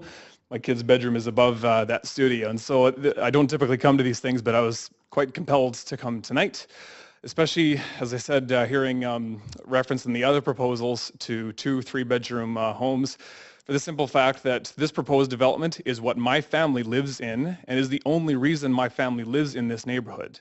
Without the development, without the Foley building that was described, the townhouses, and they are townhomes, so that building that we've already heard about is a heritage conversion or whatever that term is that you used. It ended up in 9 townhomes, and we live in one of them, and we do live in the portion that is the heritage component. And we feel so lucky to be in this neighborhood. Our oldest goes to Edith Cavell Elementary School. It's a 5-block walk. There are days when I can walk her to school and I can still get to work downtown Vancouver, again, because of the development. Because, Daniel, is it? Your reference to if this neighborhood is single-family homes, we simply would not be there. And I have 2 close friends who have families of their own, one of whom had to move to New West and the other who had to move to North Delta, and they commute to downtown Vancouver. They were not as lucky as I was. So seeing this development, another heritage conversion, 2 townhomes, exactly like the one that I live in, where I'm able to walk my daughter to school and get to work downtown and get to the Douglas Park Community Center and participate where both my children take part in the daycare. I'm just really encouraged and thankful that all of you, city council and planners and staff, put in the 2.5 years into making this development a development that will make it hopefully possible for more families like mine to move into this neighborhood. So thank you for putting that time in, and my unequivocal support for this project and other projects like this so that more families like mine can stay in the neighborhood. We feel just so privileged to be in the neighborhood. The notion of living in this neighborhood and then saying no to others is awful to me, and so I'm really encouraged that this proposal's at this proposal, and hopeful that it will go forward. I've only talked for 14 seconds. I must have been gone on longer than that. There was a time machine. I was going to check the time, but anyways, I'll just make 2 more comments, and so that's all I've got to say about this specific. Well, I mean, related to this one too. There was a comment previously about I don't know if it was too much or enough bike storage.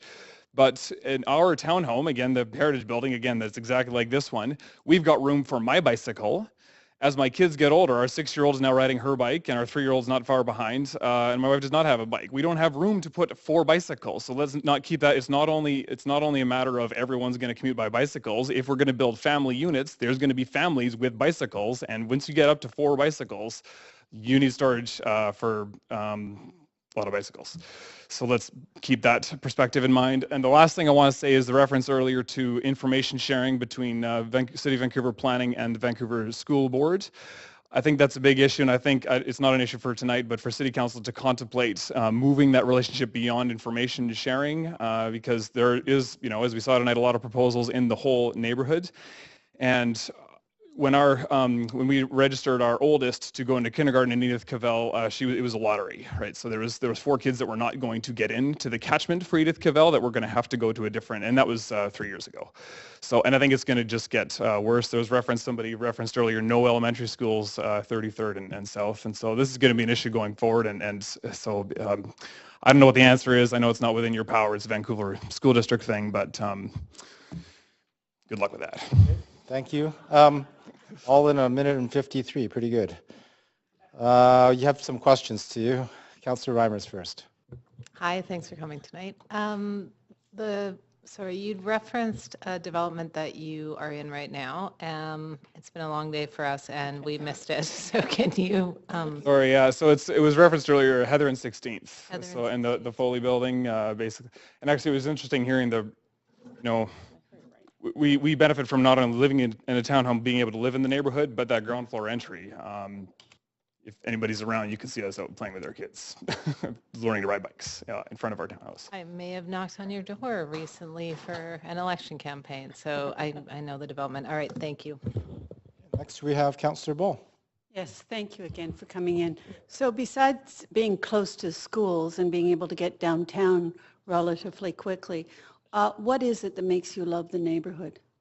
Oh, good question. I think for us, knowing that if we wanted to stay close to the City of Vancouver, it was unlikely to have a backyard, and so the parks. So Heather Park, Douglas Park, and then if you move north towards the city, I don't know what it's called, but it's that park that's beside Vancouver Coastal Health. We take full advantage of all of those parks. And also, actually, and Daniel referenced it earlier, a townhouse that's not on a main corridor. Formerly, when our first child was born, we lived in a 560 square foot apartment downtown. It was close for us to get to work and again get home in time for dinner, sort of thing. And this is an opportunity to live close to downtown, but yeah, simply that, have enough space for more kids. Yeah. Okay. That's great. So that's basically it's more about being close to what you need to do. Yeah, close to what we need to do. And I should say too, I've referenced other friends of mine and family having to move away and then commute downtown Vancouver. Of the families that we've met with young children in the neighborhood, there really is there's a huge generalization, but there's 2 types. There's those that were lucky enough through some miracle to be in or get a single family home, and then there are others that are in condos and townhomes.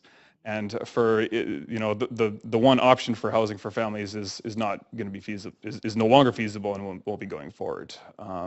So our kids have made great friends in the neighborhood, and I'm hopeful that with developments like this, they'll continue to be kids in the neighborhood. Is the fact that there's gardens in the single-family dwellings and that area is all green, is that something that appeals to you as well? Well, yeah, certainly. Both, like I grew up in Prince George, and my wife grew up in a neighborhood where there's huge old growth trees, and absolutely the prevalence of those in the neighborhood. You know, we wanted to. It's weird to me the notion our kids are going to grow up without shoveling snow, but at least they can be close to big, beautiful trees. So, absolutely. Great, thank you. Thank you for coming in. All right, thank you, Councillor Ball, and thank you, Mr. Friesen. Those are your questions. Our next speaker is number 3, Scott DeLangboom. Good evening. Evening. Acting Mayor, Councillors, thank you for giving me the opportunity to speak tonight. I'm here to encourage you to support and approve this project and to add some much needed housing in Vancouver. This is for SITS units. That means there's going to be, you know, SITS families who will now have a home, SITS families that aren't going to be competing for the homes that are currently built right now. And those are SITS families that aren't going to be having to drive in from Abbotsford or Maple Ridge because they can't find a house or a place to live in the city here.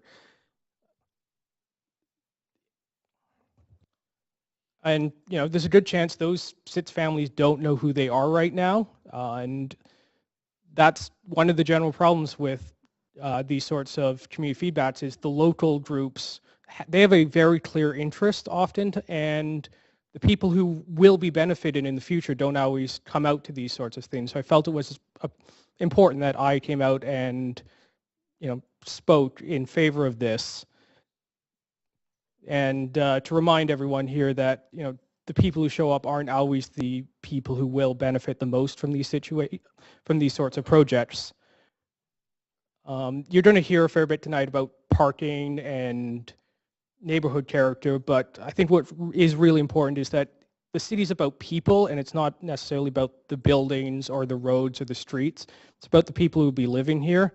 And right now, there's not enough places for all those people who want to live in Vancouver and are trying to live in Vancouver to live.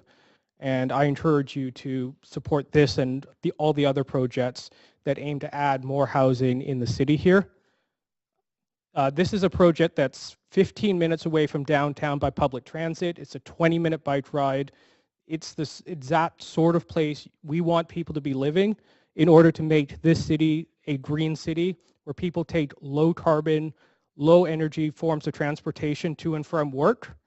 And it's a better alternative than having somebody move out to the valley because that's the only place they can find to live that's affordable to them. I mean, that's just going to create a whole bunch of traffic congestion, pollution, and I think it will hurt the overall future of this city and the region and the planet too if we don't have these increased densities in the near inner city and close to downtown. And on a personal note, I'm concerned about where I'm going to be living a year from now when my lease is up. The vacancy rate's really low. There might not be an easy place for me to find to live. And likewise, I'm in my late 20s. I'm probably going to be looking to start a family pretty soon. And a place like this would be the exact sort of housing option I'd be looking for. Close to transit, close to schools. And for that reason, I encourage you to support this project. Thank you. All right, thank you. You have no questions, so thanks for coming this evening. Our next speaker is number 4, Eileen Labori.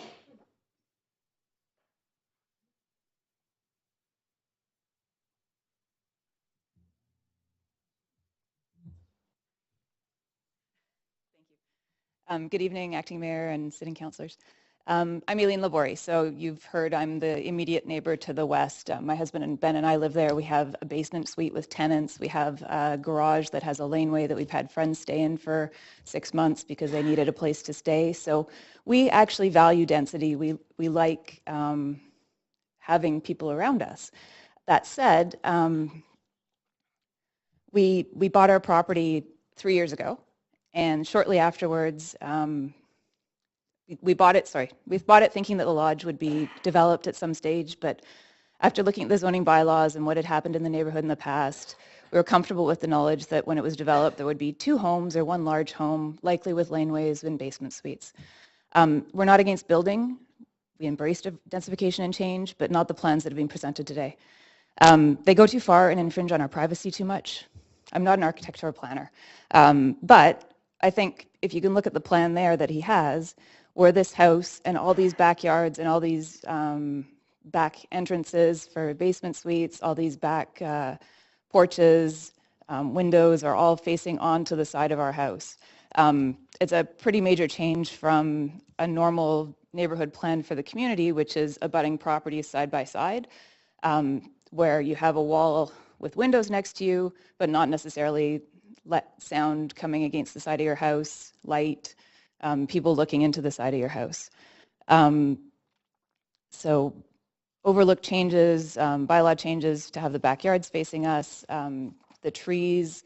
There's some lovely large trees in the back corner near our garage that are on their property. There's 2 of them, and they're probably about that big around, and those are going to be taken out. They offer a lot of shade and blockage from viewpoints as well for us. We have privacy and noise concerns about the current plans, orientations, and lockout suites being east-west oriented as opposed to north-south. I'm imagining they have 6 units, 3 to 4 bedrooms in each one, so you're probably going to have 25 people living in that area beside us. Backyards, barbecues, balconies, a rear pathway that people will use to access the garbage and the parking and the bikes and whatever is going on in the laneway, getting into the lockout suites and the back doors. Basically, all of this will be coming against the side of our house for us and our tenants, and to sort of be disturbing to us. It's a lot of people next door daily as well, versus having 2 single-family homes or some sort of alternative arrangement where we have a house and 1 backyard next to us with possibly 3 families in it, as opposed to those all facing onto us. Paul had mentioned that the windows had been adjusted and that our house doesn't have a lot of windows. We have bedrooms upstairs that have windows, and the dormers actually look directly into those windows as well. Some of the back windows on the laneways seem to look right into our kitchen, and which has huge windows on the back. I guess my big question is why we, the next door neighbors, are being asked to make such a huge concession to our privacy and use and enjoyment of our home, when other options that would still provide density and be less invasive to the neighbors were not explored. So again, I'm just not that happy with having it there. Thank you. Thank you. We have no questions. Oh, sorry, there is. Councillor Affleck just came on. Just on the last comment you said. So I live in Yaletown, so I have 3 kids, and I have about 1,000 people who live across the alley from me. So I mean, it's hard to see 6 or 9 people having a huge impact potentially. But I mean, can you describe the windows and things, but the backyards? Tell me how you're thinking that's going to work. So there's going to be 4 homes in the church building, and they have backyards on them that are against the side of our house and against where we go have a deck on the back and we sit outside on the deck. We have a backyard. And then there's the 2 laneways that also have yard access as well. And so it's not 6 people, it's going to be So is it the sound that units. you're worried about, the sound of people? I mean, the sound. Right now, Mr. Phillips has tenants who live there, and they've had loud parties at night. You can hear them 3 in the morning from our bedroom. So it's sound. I mean, more than 2-3 people going in and out of a house at any time, you'll hear sound. So the alternative to you is to tear this place down, put in a single-family home with a laneway house? Is that what you're thinking? What's your alternative? I guess, I mean, my thoughts are you can, if you want to preserve the building, then build 2 townhomes in the building and a laneway there and do a skinny house beside us, or tear it down and do 2 houses. It seems like a big change in use for where we live and how we enjoy our property. And it's a concession that we're being asked to make for this, which, I mean, we support density. We've had basement suites throughout our we've lived here for 10 years now, and we've had basement suites throughout, and we've always rented them out, and really value the fact that we can do that and help out friends. So, okay. Yeah. Thank you. Okay, thank you. You also have some questions, sorry, from Councillor Ball. Thank you very much. Thank you for coming in tonight. I know it can't be easy. So I am just wondering, had you had any opportunity to look at, if this does go through as it is proposed, any mitigation that might be possible for you in terms of screening or anything? Have you had a chance to discuss that? Originally the offer was bamboo hedge was going to be put in a planter, which we don't like because it's invasive and would likely escape at some point. We'd asked to have something more permanent, like a hedge on that side of the property being put in, moving the path, lowering the lighting and that sort of thing. I guess it's being put in. When I read it, I couldn't quite see that it was actually, I couldn't see what it meant by the, like whether it said hedges or what was there. Sorry.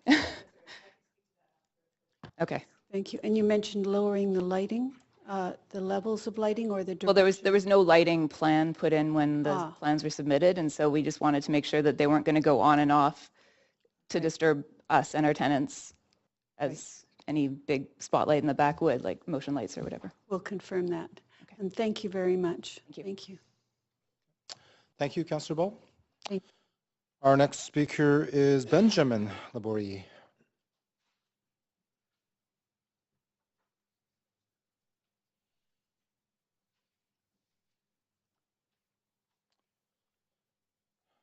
Good evening. Acting Mayor, councillors, thank you for letting my wife and I speak to this. As Mr. Phillips said, it's been a long process. Somewhat extraordinary. And as I'll echo, I don't want to repeat what my wife said about our experience so far, but there'll be a little bit of overlap in my comments. It's our view that the development as it stands, again, we're not against density. We're about to undergo a very interesting change in Vancouver, especially in the Douglas Park area when it comes to the Cambie corridor plan. The arterials are slated for tremendous change. And you'll find that most of the neighbors, the local neighbors, aren't opposed to that at all. And the opposition to this is in large part because it's right in the middle of an area that isn't part of the Cambie corridor plan. And it is something quite extraordinary. We have a laneway house, for example, that is it's not a laneway, it is really a coach house. It's got 3 stories. As my wife said, the orientation is different so that the backyards faced us. One of the things that, and I have to appreciate the planning department as well as Mr. Phillips for meeting with me so many times to discuss our concerns. At the end of the day, we still have them primarily because of those two issues. That is, this is an extraordinary development, and it really does impact our privacy.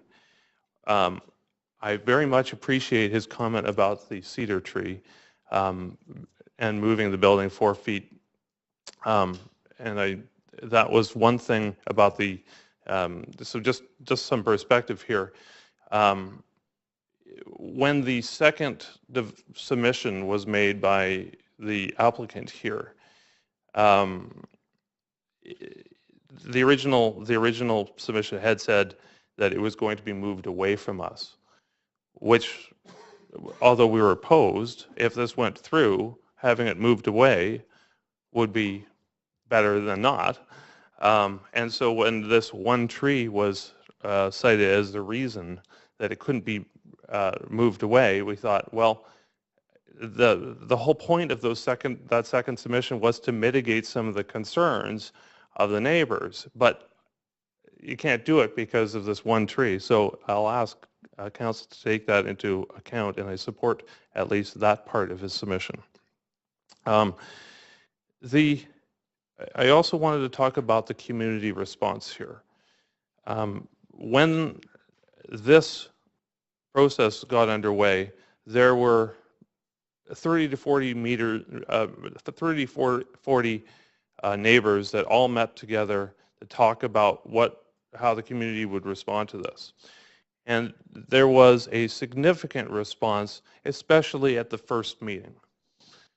And you'll see from the second submission that, and Mr. Phillips said, many changes were made. And I do appreciate those. However,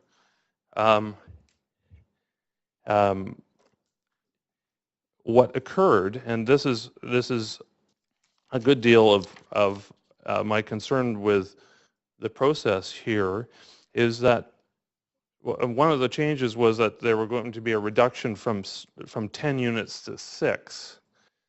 And to some degree, those neighbors said, well, okay, well, we accomplished something here. We have some mitigation. Okay, that's fine.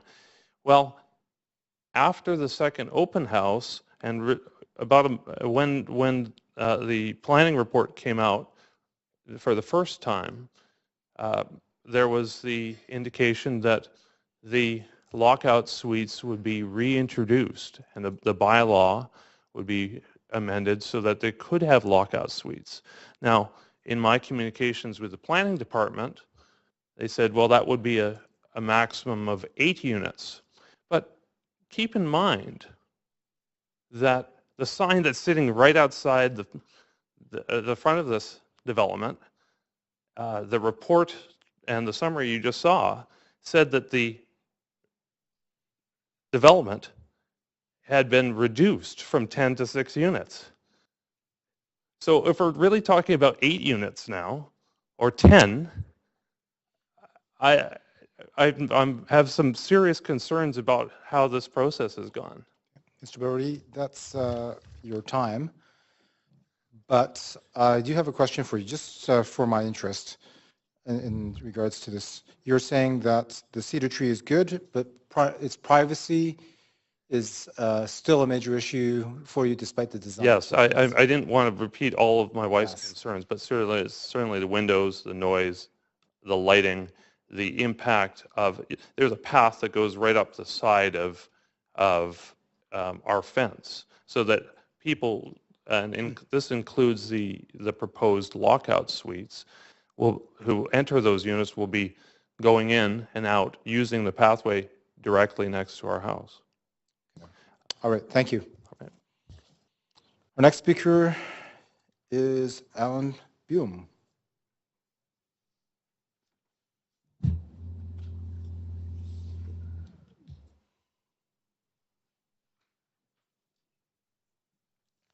Thank you, Mr. Chairman.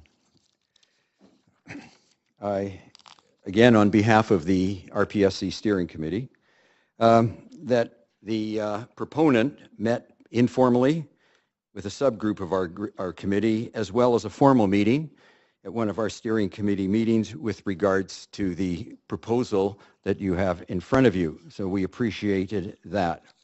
And keep in mind that our steering committee meetings are open to the public, and we have the website, and people know, when, where, and when the meetings are held. Our committee reviewed the proposal and as a designated heritage bit of property, and the proposal as a heritage bit of property is within Section 13 of the RPSC Vision of 2005, as well as in our guidelines for redevelopment in 2016 that you all have a copy of as well. So we had no difficulty with regards to that. We felt that the project was not precedent-setting for the area, as other heritage sites have been retained through redevelopment. And close by, of course, the Hobbit House. The proposal as presented to our group would result in a modest increase in density corresponding to an increase that would result from new housing with laneway housing and basement suites, 3 units per lot, at least. Therefore, the committee, doesn't see this as a real disruption to the immediate neighborhood. In fact, the project, we felt, would enhance the streetscape by returning the neglected building to an improved heritage structure. And we also said that the retention of the structure really adheres to the Vancouver's greenest city objectives, and not only attempting to reuse, if possible, elements of the building, but also employing building materials and equipment that complement these objectives. The height of the project, we don't think exceeds the present building, and may even be lower if the structure were demolished and 2 new houses constructed on the site. And if you go through the area, you can see some of those newer buildings. In fact, there's one right across the street. In addition, there would be more, we felt there would be even more green space than would take place when 2 single-family, so-called single-family dwellings, plus laneway house, plus the basement suite. Now, we also note that there's no community amenity contributions because of the size of the project. But we are concerned that there is an increase in density within the Riley Park South Cambie community, and where the community service is going to be placed and who's going to really pay for them. And we felt that, and we do feel really, that our services are being stretched to the limit right now. All you need to do is look at the, try to get a space in Douglas Park Community Center, Hillcrest Community Center, the only 2 within the area. And we feel that council has to really look at that very, very carefully, and to see CACs, where are they being spent, and we recommend that a major portion be site-specific. And that's it. So, our comments. You have questions from Councillor Reimer. Thanks, Mr. William, for coming. 2 questions. Do you have any opinion on the walk-off suite issue? We, excuse me, when they were first presented to us, we saw them as mortgage helpers in light of the price of property within, as one gentleman said, you know, within the Douglas Park area, within the city of Vancouver, let's be honest about it. It's tough to find a single-family dwelling under $1 million today, even if it's a tear down. Second question is, any opinion on the cedar tree, given the merits of, well, so I'm sure you heard the proponent and one of the speakers, the neighbors, speak to a desire to have the cedar tree removed so that the building can be moved further away from the property line. Do you have any opinion on that? I have a personal opinion with regards to trees and tree removal. I think if, you know, you can put up a barrier that is not a tree, but something more permanent, you know, a permanent structure of sort that will serve as a true baffle to sound and maybe to sight, may be more beneficial than a tree, if you allow it to be in excess of 6 feet high, possibly. I don't want to really get into this retention of trees, because I see that trees are being planted around the city, but there is no budget for maintenance. That's an editorial comment, but it's a serious concern that we have. Right. Okay, thank you very much. Thank you. Those are your questions. Our next speaker is James Timms.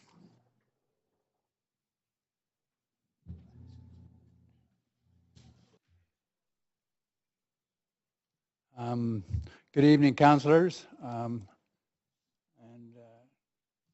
I rise to basically speak against the bylaws, and in particular concerning the heritage designation and the heritage designation process for the property that we've gone through. In my opinion, the site does not warrant the attributed heritage designation, which, if we back up, is the backstop, the basis for this rezoning application and the heritage conservation plan that's been put forward. I'm a neighbor living 3 doors to the south. I'm a retired CPA, a CGA, but in the latter part of my, the latter 15 years of my career, I was director of appraisals for a commercial auction liquidation appraisal firm. So my experience was primarily valuing industrial assets and commercial inventories for banks, trustees, and corporate transactions. So while not involved with valuing heritage projects, I am very fully conversant with value terms and the use of value reports. So I guess, make some comments on the statement of significance that was submitted. The City of Vancouver Planning and Development Services has prepared an evaluation methodology and a scoring system to determine the Vancouver Heritage Registration evaluation for each site, which is included with the SOS, the Statement of Significance. The SOS was prepared by Donald Luxon and Associates, indicates a very marginal score of 32 points, barely over the minimum of 30 points for a Heritage C rating, the lowest qualifying category. The Luxton report assigns points in 5 categories: architectural history, style type; cultural history, historical association; cultural history, historical pattern; context, neighborhood; and deduction for integrity. The definition in the report for context, neighborhood, good has been altered from the COV, the City of Vancouver template, from a building which is a part of a contiguous group or in an area of compatible use to a building that is compatible with the surrounding residential neighborhood. This could have scoring implications. After a review, I and other neighbors are of the opinion that the points awarded in the Luxon SOS for all categories are high and inflate the heritage value of the site. The main point here is that if the heritage commissioners, the city planners, or city councilors accept our rationale for only one of the 5 categories we have reviewed and deducted 3 points from the 32 awarded, the building would not qualify as a heritage site, and we would not be here tonight having this debate. The site, in summary, is lacking in cultural or architectural attributes that would justify the heritage designation. Some words now on the process for attaining the Heritage C designation. Submission before the Vancouver Heritage Commission is quite a closed process.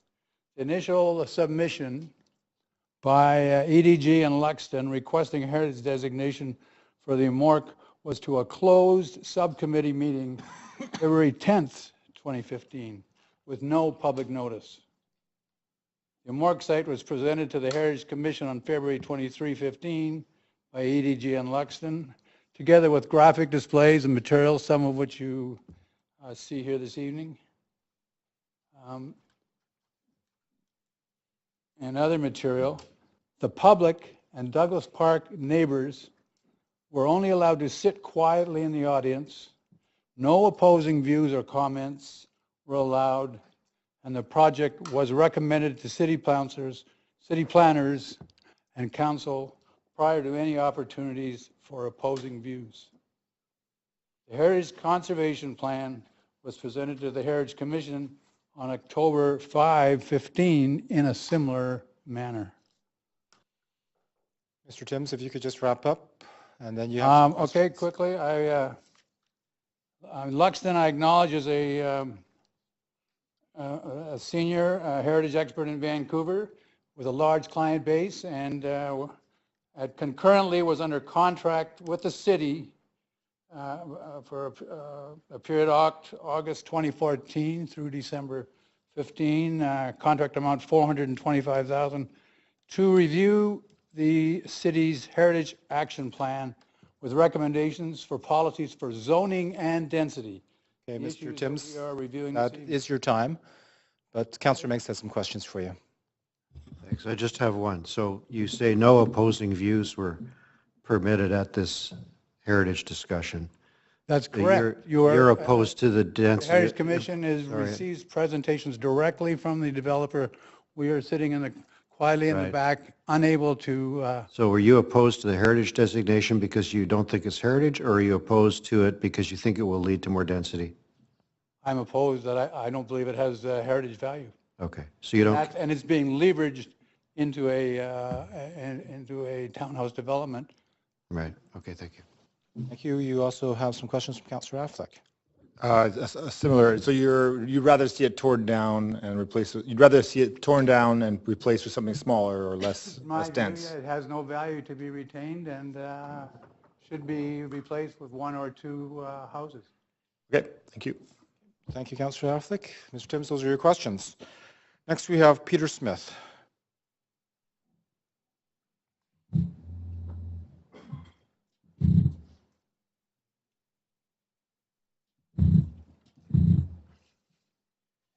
Good evening, councillors. Thank you very much for the opportunity to speak to this issue. Most of my comments have to do with clarification of the proposal and of the city report accompanying this, as well as the characterization of the neighborhood. Mr. Smith, Mr. Smith, if you could just pull the mic a little further down. Yeah, that'd be perfect. Not too close, but okay. Yeah, that's good.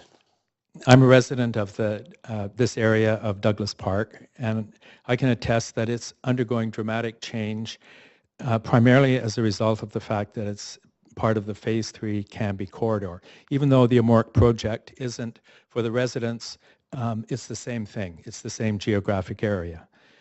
I'd also like to point out that there's an enormous amount of diversity in this community, that it isn't just single-family houses with one occupant.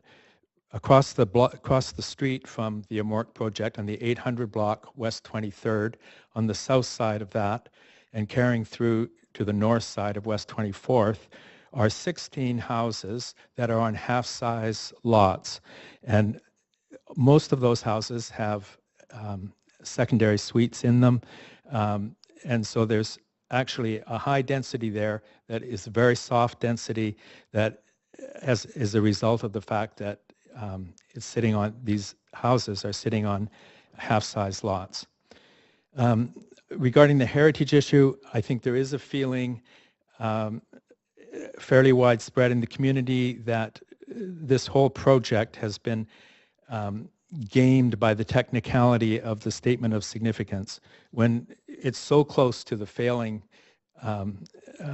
value of 2 points. And as Jim Timms said, we wouldn't be here today if any one of those, if there'd been any one of opportunity to register difference. So this became the vehicle for this rezoning. Now, another contentious concept that has come up and was discussed a lot at these public meetings is this whole notion of spot rezoning. And it was denied vehemently by the city, and they created their own boards at the public meeting saying this is not spot rezoning. And technically, it may not be, but the effect is similar. And one reason that it offends and is sensitive is that it provides zoning benefits to one property surrounded by others with different zoning without sharing the benefits, or as in this case, actually imposing negative impacts on the immediate neighbors. The next point I'd like to talk to is the density and the size of variance requested. And this is more a clarification issue. The main unshared benefit of this proposal is the increased FSR, including increased opportunity for financial gain. When comparing the two development scenarios, the RS5 scenario, the current zoning, and the CD1, which is the proposed zoning, it's important to have comparable numbers, to compare apples to apples. Both scenarios benefit from FSR exclusions. The RS5 benefits from the laneway houses, which are excluded from FSR calculations, and the CD1 benefits from exclusions for off-street parking and storage, pitched roofs, and bicycle storage, that sort of thing. If the exclusions are not factored in to the calculation, the FSR is less. So the RS5 then becomes 0.7, which is what is in the zoning. Now, and the CD1 is 0.1, 0.14. And the variance requested in that scenario is 0.44 FSR. If the exclusions are factored into the calculation of FSR, then the RS5 is 0.91 FSR, which is what you'll see in the report. But the CD1, if you factor in the approximately 850 square feet of exclusions, you come up not with 1.14, but with an FSR of 1.24, and the variance requested is 0.33. Now, the project application, and there's some lack of clarity in the staff report, tends to mix the two.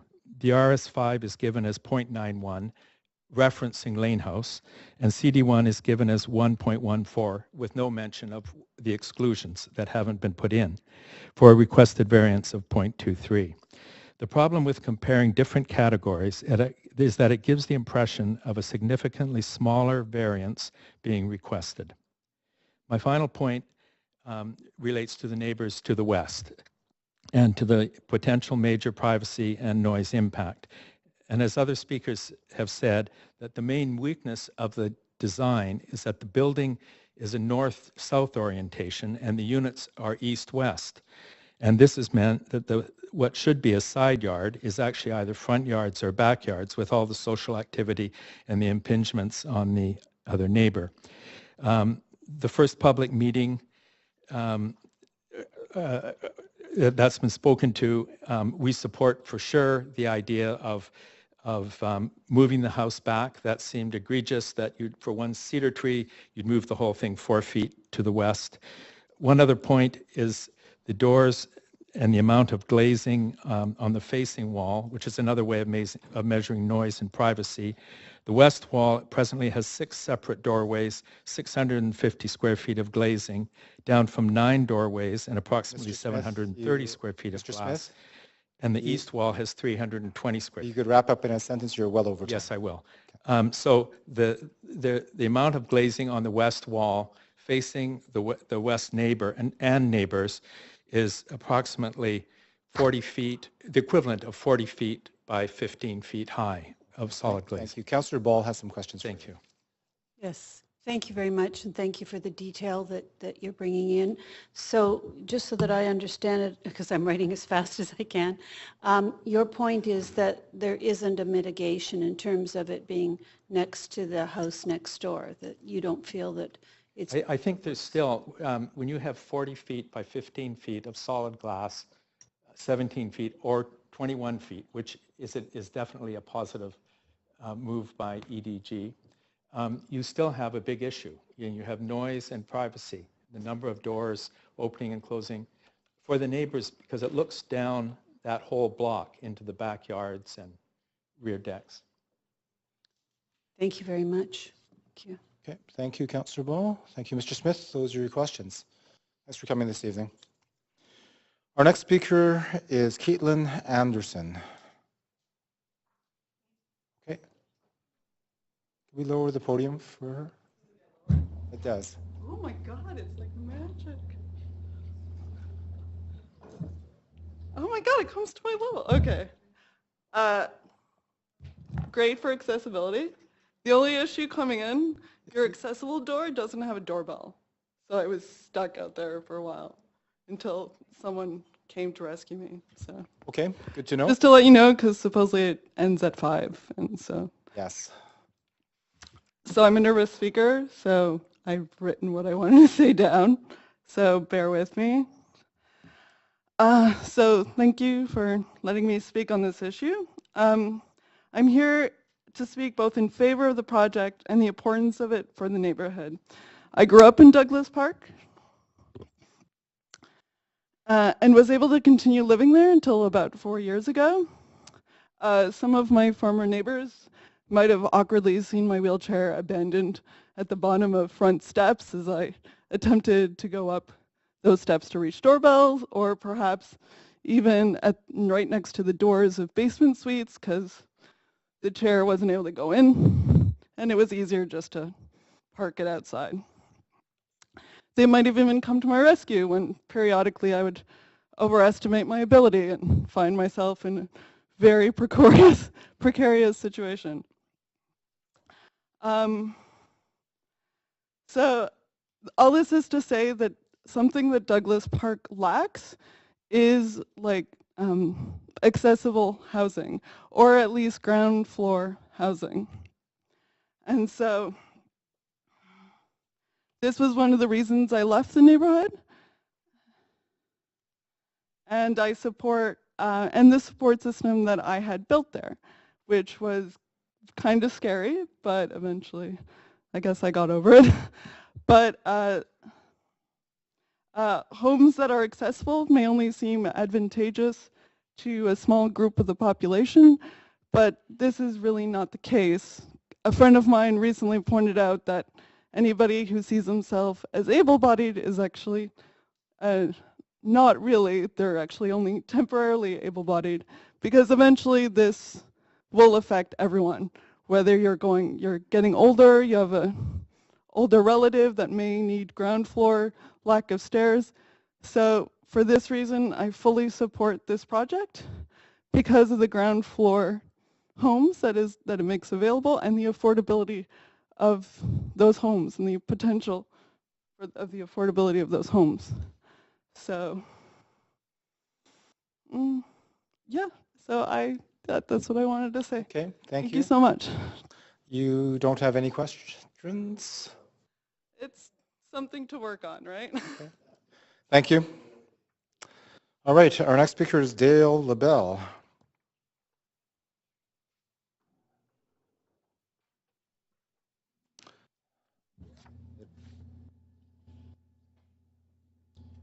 Good evening. Thank you. My name is Dale Leibel, and I live in Douglas Park, and I'm opposed to the application. I want to thank the chair for the opportunity to speak at this meeting. I'll use my time to state in clear terms the 3 reasons why I'm opposed to this application. Thank you. First, the building is not heritage. I'll repeat, this building is not heritage. Second, that concerns of the community have really not been listened to. And third, that this project swims against the current of the city's planning for Douglas Park and the whole area, the Cambie corridor area. On the issue that this building is not heritage, I don't know of a single person that believes strongly that this building is heritage or has heritage value. The Heritage Commission themselves were befuddled with this application when they first heard of the conservation. To the best of my recollection, this was the nature of some of their comments. The Heritage Commission, why the big shed dormer, they said. This is the tail wagging the dog. The building no longer looks like a church, they said. They said they were concerned about its appearance and the effect it would have on the credibility of heritage. Let's not allow a butchered heritage building, they said. These are the words from the experts, from the Heritage Commissioners themselves. And here's what Paul Phillips said, and I'm quoting from the Vancouver Courier, an article after the first open house. Our choice is, do we save it as townhouses or do we demolish the building? This doesn't sound like the words from a person that is really sold on heritage. He's definitely sold on townhouses, that's clear. My second point was that the community was simply not listened to. Heard, yes, but listened to, no. Sure, the proposal was updated, as the applicant had in his second open house. Some changes were made, that's true. These changes were, however, satisfying City Hall's concerns and not the community's concerns. If the applicant had really listened to the community, there would be 2 single-family houses on the property and not this. Or there would be 2 single-family houses with this building preserved, but again, not this. Unfortunately, the opportunity was squandered. And my final point, that this proposal contradicts the direction the city is currently moving. All I hear from City Hall today is the Cambie Corridor Phase 3 is the future direction, and Heritage Action Plan is coming to a neighborhood near you. In fact, at the first open house, Susan Haid, Assistant Director of Planning, repeatedly referred to these 2 initiatives, and why not? These initiatives are front and center for Douglas Park residents. Here's what she quoted in the Vancouver Courier. The application for 809 West 23rd is considered through the Heritage City policies and guidelines, including the 2013 Heritage Action Plan. She went on to say the site is within the overall Cambie corridor in Phase 3. Council has approved an interim heritage zoning policy while Phase 3 is underway. The point I'm trying to make is that the application is not being considered under either of the interim heritage zoning policy for Cambie Corridor Phase 3, nor the Heritage Action Plan. I encourage Council to check this out. She says it it's true, but it's not. I found that concerning. Cambie Corridor Phase 3 says Douglas Park will remain as single-family housing. I'll repeat, where this property sits today, it will remain as single-family housing. The mayor announced this just yesterday.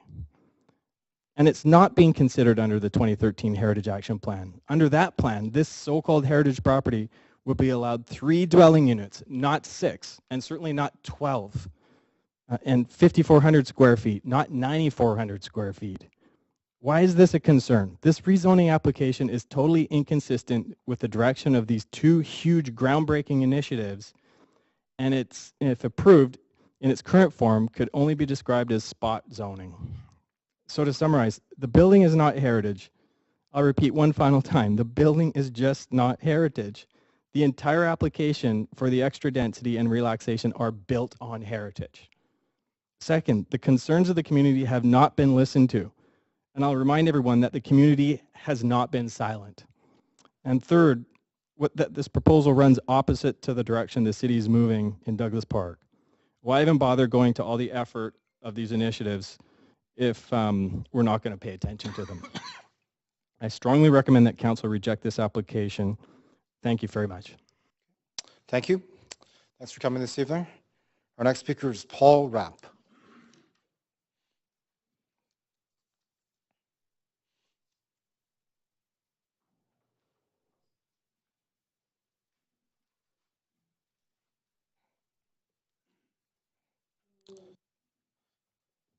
Good evening.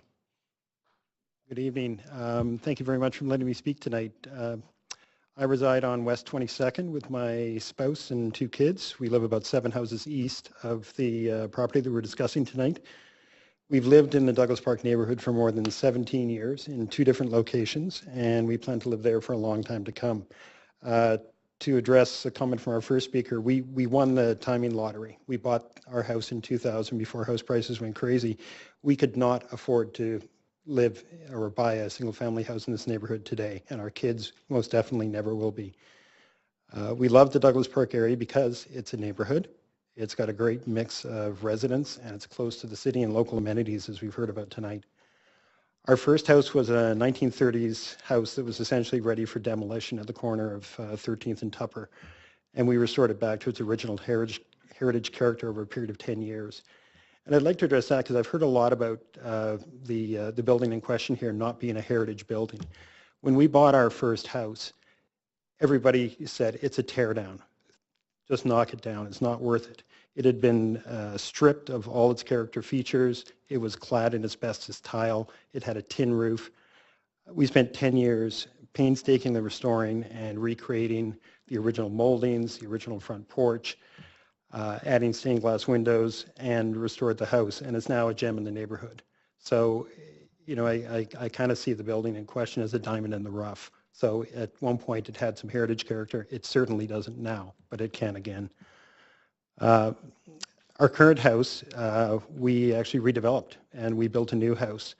It was completed about 3 years ago, and it includes provision for a secondary suite, not currently installed, as well as having a laneway structure. We spent a lot of time when we were thinking about this house, about designs for flexible living arrangements, whether it be adult kids living at home, whether it be elderly parents, or whether it be ourselves aging in place. So I think it's safe to say from our experience that we support both heritage preservation and we also support thoughtful development that allows for flexibility and a mix of housing options. So my wife and I strongly support this proposal for a few reasons, and I think the advantage of being the last speaker is everyone's already heard everything that you're planning on saying. Vancouver clearly needs to increase density to help handle housing demand and tackle affordability, and I think this project does both. We think that a mix of housing types makes for a strong neighborhood. The alternative to this project is 2 single-family houses with laneways. While we obviously support this ourselves, that's what we built, we feel this proposal provides something unique and different and really fits into the neighborhood. It's a very unique site, and I think it's a rare opportunity, much like the development we've heard a lot about tonight at 16th and Heather, which we think is a gem of the neighborhood. We like the idea of flexible housing solutions, such as the lock-off suites, which could allow entry-level buyers to get into the neighborhood that they otherwise would be shut out of. Without different housing options, our neighborhood is completely unaffordable to the majority of people in Vancouver, including our kids. This is the kind of housing that we think our kids might someday, hope, might be able to afford. As I said, I don't think they'll be buying a single-family house. We're also supportive of heritage preservation restoration. We've done a bunch of research. We understand how carefully listed heritage projects such as this are scrutinized for design and execution. And so because of that, we know that the final product is going to be a very high quality and period accurate. There are other examples in the neighborhood, like the one that was mentioned across from Edith Cavell School, that were constructed under the same sort of idea. We think that the project will be a showcase for the neighborhood rather than an eyesore as it is right now. And finally, just more on a personal note, we've taken some time to familiarize ourselves with other projects by Mr. Phillips, the developer architect here. And two that we're aware of are beautiful heritage restoration on West 21st home, and as was mentioned earlier, the very creative, I think, solution for preserving the one-room schoolhouse at the back of a multifamily development at 19th and Laurel. So we've looked at his work, and we feel that we trust that his work is done to a very high standard, and we really feel strongly that it considers the benefit to the local community. So thank you for your time, and thank you for the opportunity to speak here tonight. You're welcome, and thank you for coming. You have no question. You don't have questions, so we'll move on to the next speaker, which is Neil Adams.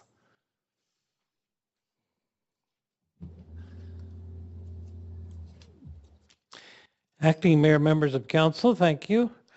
I live in the Douglas Park neighborhood about a block and a half from the development in question. So I'm not as directly affected, but I am a neighbor. I, like others, dislike spot zoning. However, I do support this project. The developer, who I don't know, but have only spoken to at an open house, I think has come up with an imaginative way to preserve the Amarak Hall. Rather than CD1 zoning, though, I really wish that a project such as this one were simply an allowed use in RS zones, just as churches are. Surely, the proposed development would be less disruptive than a church. My interest here really is I have two children in their 30s who are having difficulty finding housing. My daughter's family of four rents the top floor of a Vancouver special at what I consider to be rather outrageous rent. And they have no hope of buying, and they talk about leaving the city and taking two of my grandchildren. So I don't like that. My son lives with us, along with his two sons, for part of the week. He definitely would like to be able to afford his own place somewhere in the city. And believe me, we'd like that too. The housing problem is, I believe, mainly one due to lack of proper supply. I stress the word proper. There are lots of grand single-family homes being built and high-rise condos, and you've approved some tonight, not that high, but they're condos. What we need is a wider variety of housing built throughout the city, duplexes, triplexes, quadruplexes like this one, whatever. So we don't need a lot of high-rises if we have that. We need housing that attracts families, not speculators. And I think this sort of housing is exactly what we need. I hope you approve this specific project, but more importantly, I would urge you to allow, indeed insist on, more relatively small multiple family housing developments in all areas of the city if you can. We need diversity of people, of our economy, and diversity of housing types throughout our neighborhoods. Thank you very much. Thank you. You have no questions. Thanks for coming this evening. That exhausts the list of registered speakers that I have. So I'll take the opportunity to call for any further speakers on this matter that have not already spoken. Any further speakers? And for a third and final time, any further speakers on this item? Seeing none, as there are no or few public comments that were received on this item after 5 p.m. I suggest that we now close the receipt of public comments and move on to hearing closing comments and asking any questions of staff in order to make a decision on this matter. Closing comments from staff? Yes, Susan Haid, Assistant Director of Planning. I just wanted to make a couple of comments just related to speaker comments. With regard to the interim rezoning policy as part of the Cambie Corridor Phase 3, it is a policy that enables the consideration of projects that have citywide benefits, such as heritage, such as institutional sites, such as social housing sites, to come forward to council for consideration during the planning process. So this proposal does fall into that category in terms of the interim rezoning policy in Cambie Corridor Phase 3. And just to clarify, that policy in no way makes comment on the specific heritage merit. It's an enabling policy for consideration of applications with citywide benefit. And just secondly, there were some comments made with regard to quotes from myself, which I would just like to acknowledge. When those were provided in the media at the time, I and my colleagues were also surprised because I was not at open houses on this project. In fact, I was at public meetings on Ryerson on the same night, and there was an error in the press and I did not make those comments. So just response of staff. Thank you.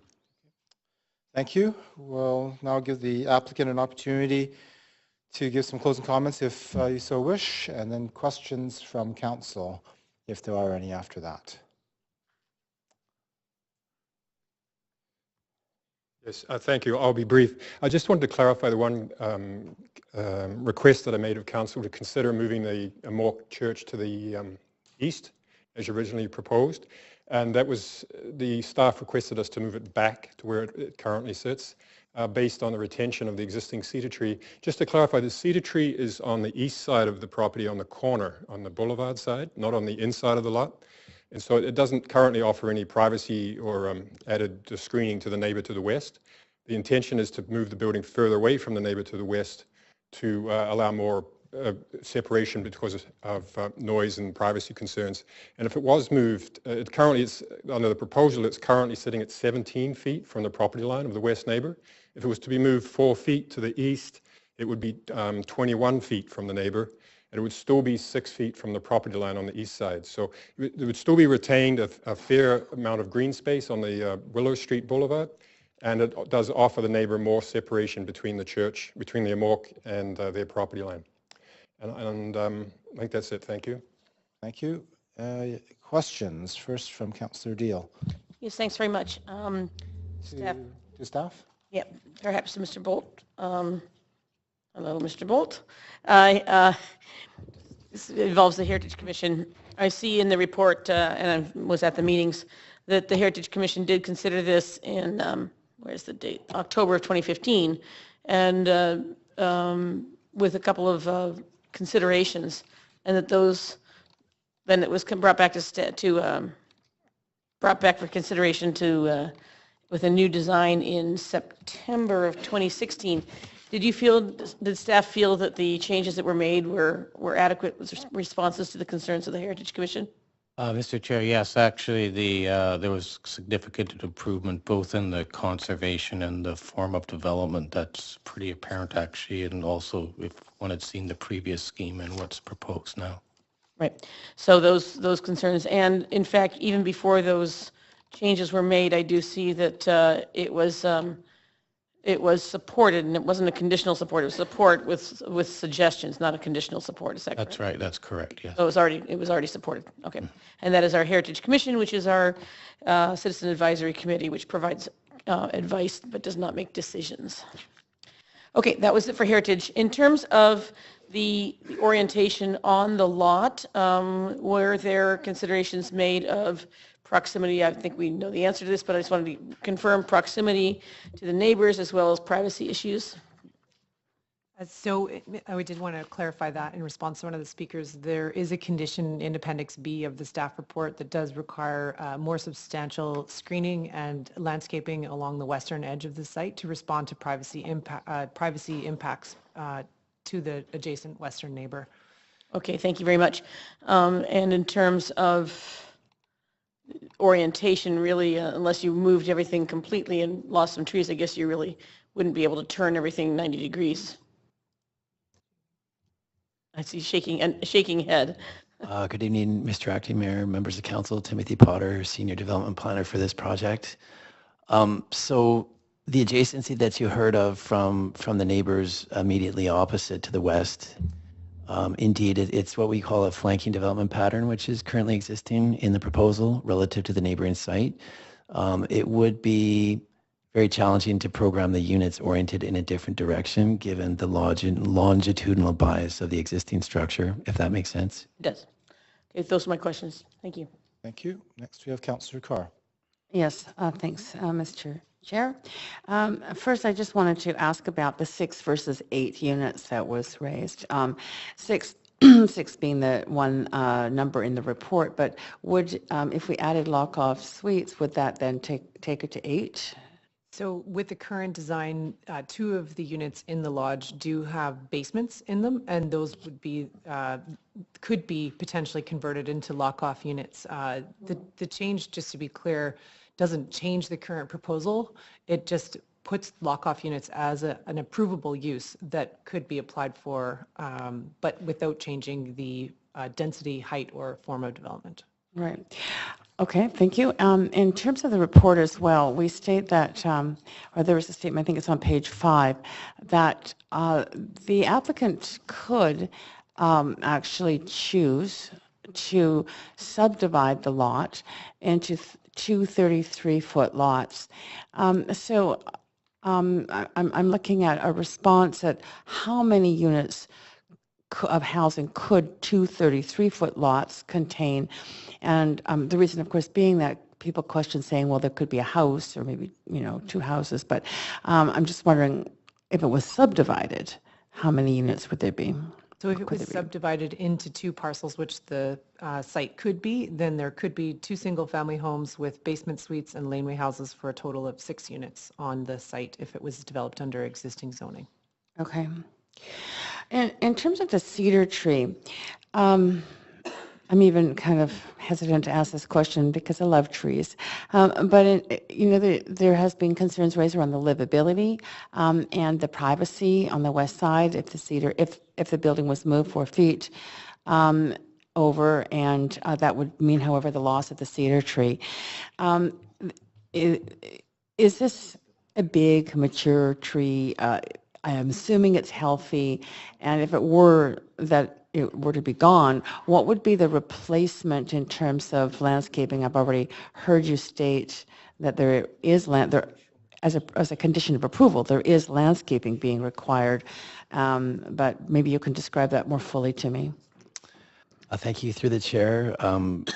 Full disclosure, I'm not a member of the landscape team, but I'll do my best. Having attended the site with our landscape architect, she did take a look at the tree. It does appear to be in good health. I'm not certain, but just judging by the position of the tree, it may indeed be a shared tree. I don't know that it's entirely on private property. We'd have to consider that.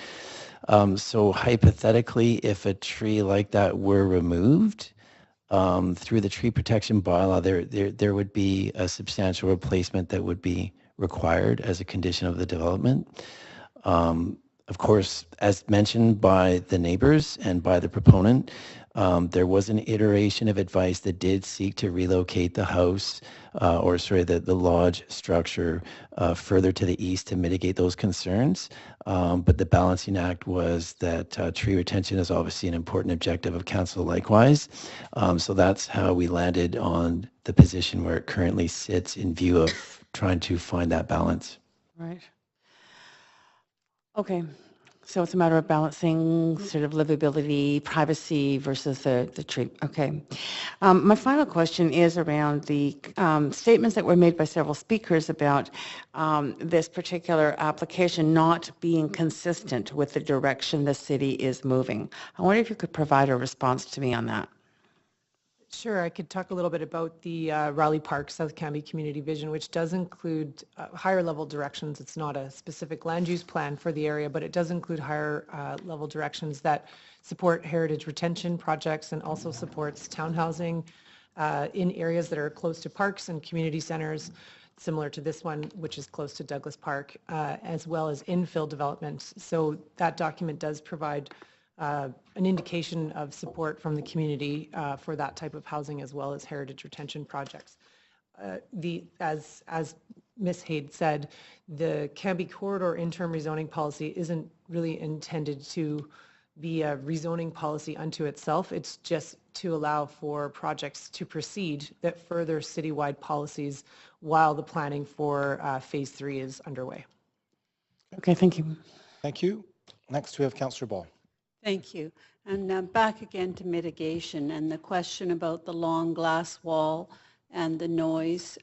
If you say you're not able to move the building at all or move it further away, what kind of mitigation, given that you're saying that it has to retain the same distance from the house, that can't be changed?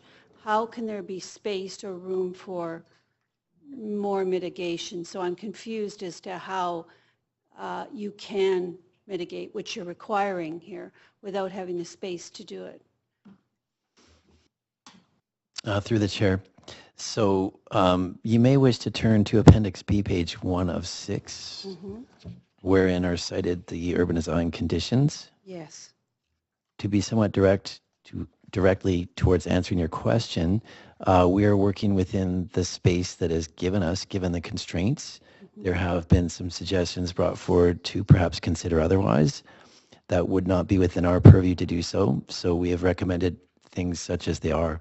So speaking in that context, the condition is in the context of the yard as it sits in front of you in the plans. A few measures would be to reposition the pathway, which would lead to possibility of lock-off suites, and to provide landscape buffering between that and the property line of the adjacent neighbors to the west.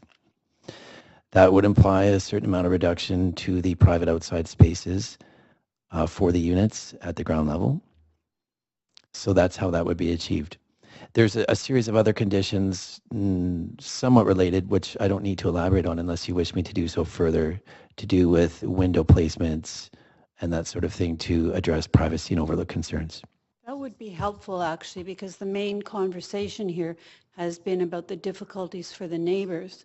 And if you can address some of those issues, I'd appreciate it. Happy to do so, Councillor. We could move then to the next condition of urban design, which is, again, I'm reading from Appendix B, page 1 of 6. And that would be condition 2 in response to that. Design development to improve the privacy overlook of the proposal by the following, which are to reduce the family room window from 14 feet to 10 feet, reduce the size and or number of windows of the upper levels bedrooms to the extent possible, employ, if possible, translucent glazing. Again, there's a delicate balance in terms of managing the expectations, concerns of the neighbors, which we understand fully and appreciate their concerns and their respectful dialogue throughout this process.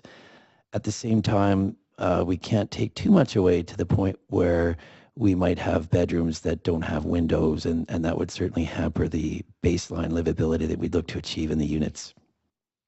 Thank you, but it is possible in terms of design to alter those windows to accommodate. We believe there's some room to make some improvements without compromising the design and achieving an improvement likewise to the neighboring site.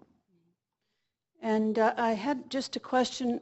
Having looked at this building many, many years ago when it was for sale, and at that time knowing the condition it was in,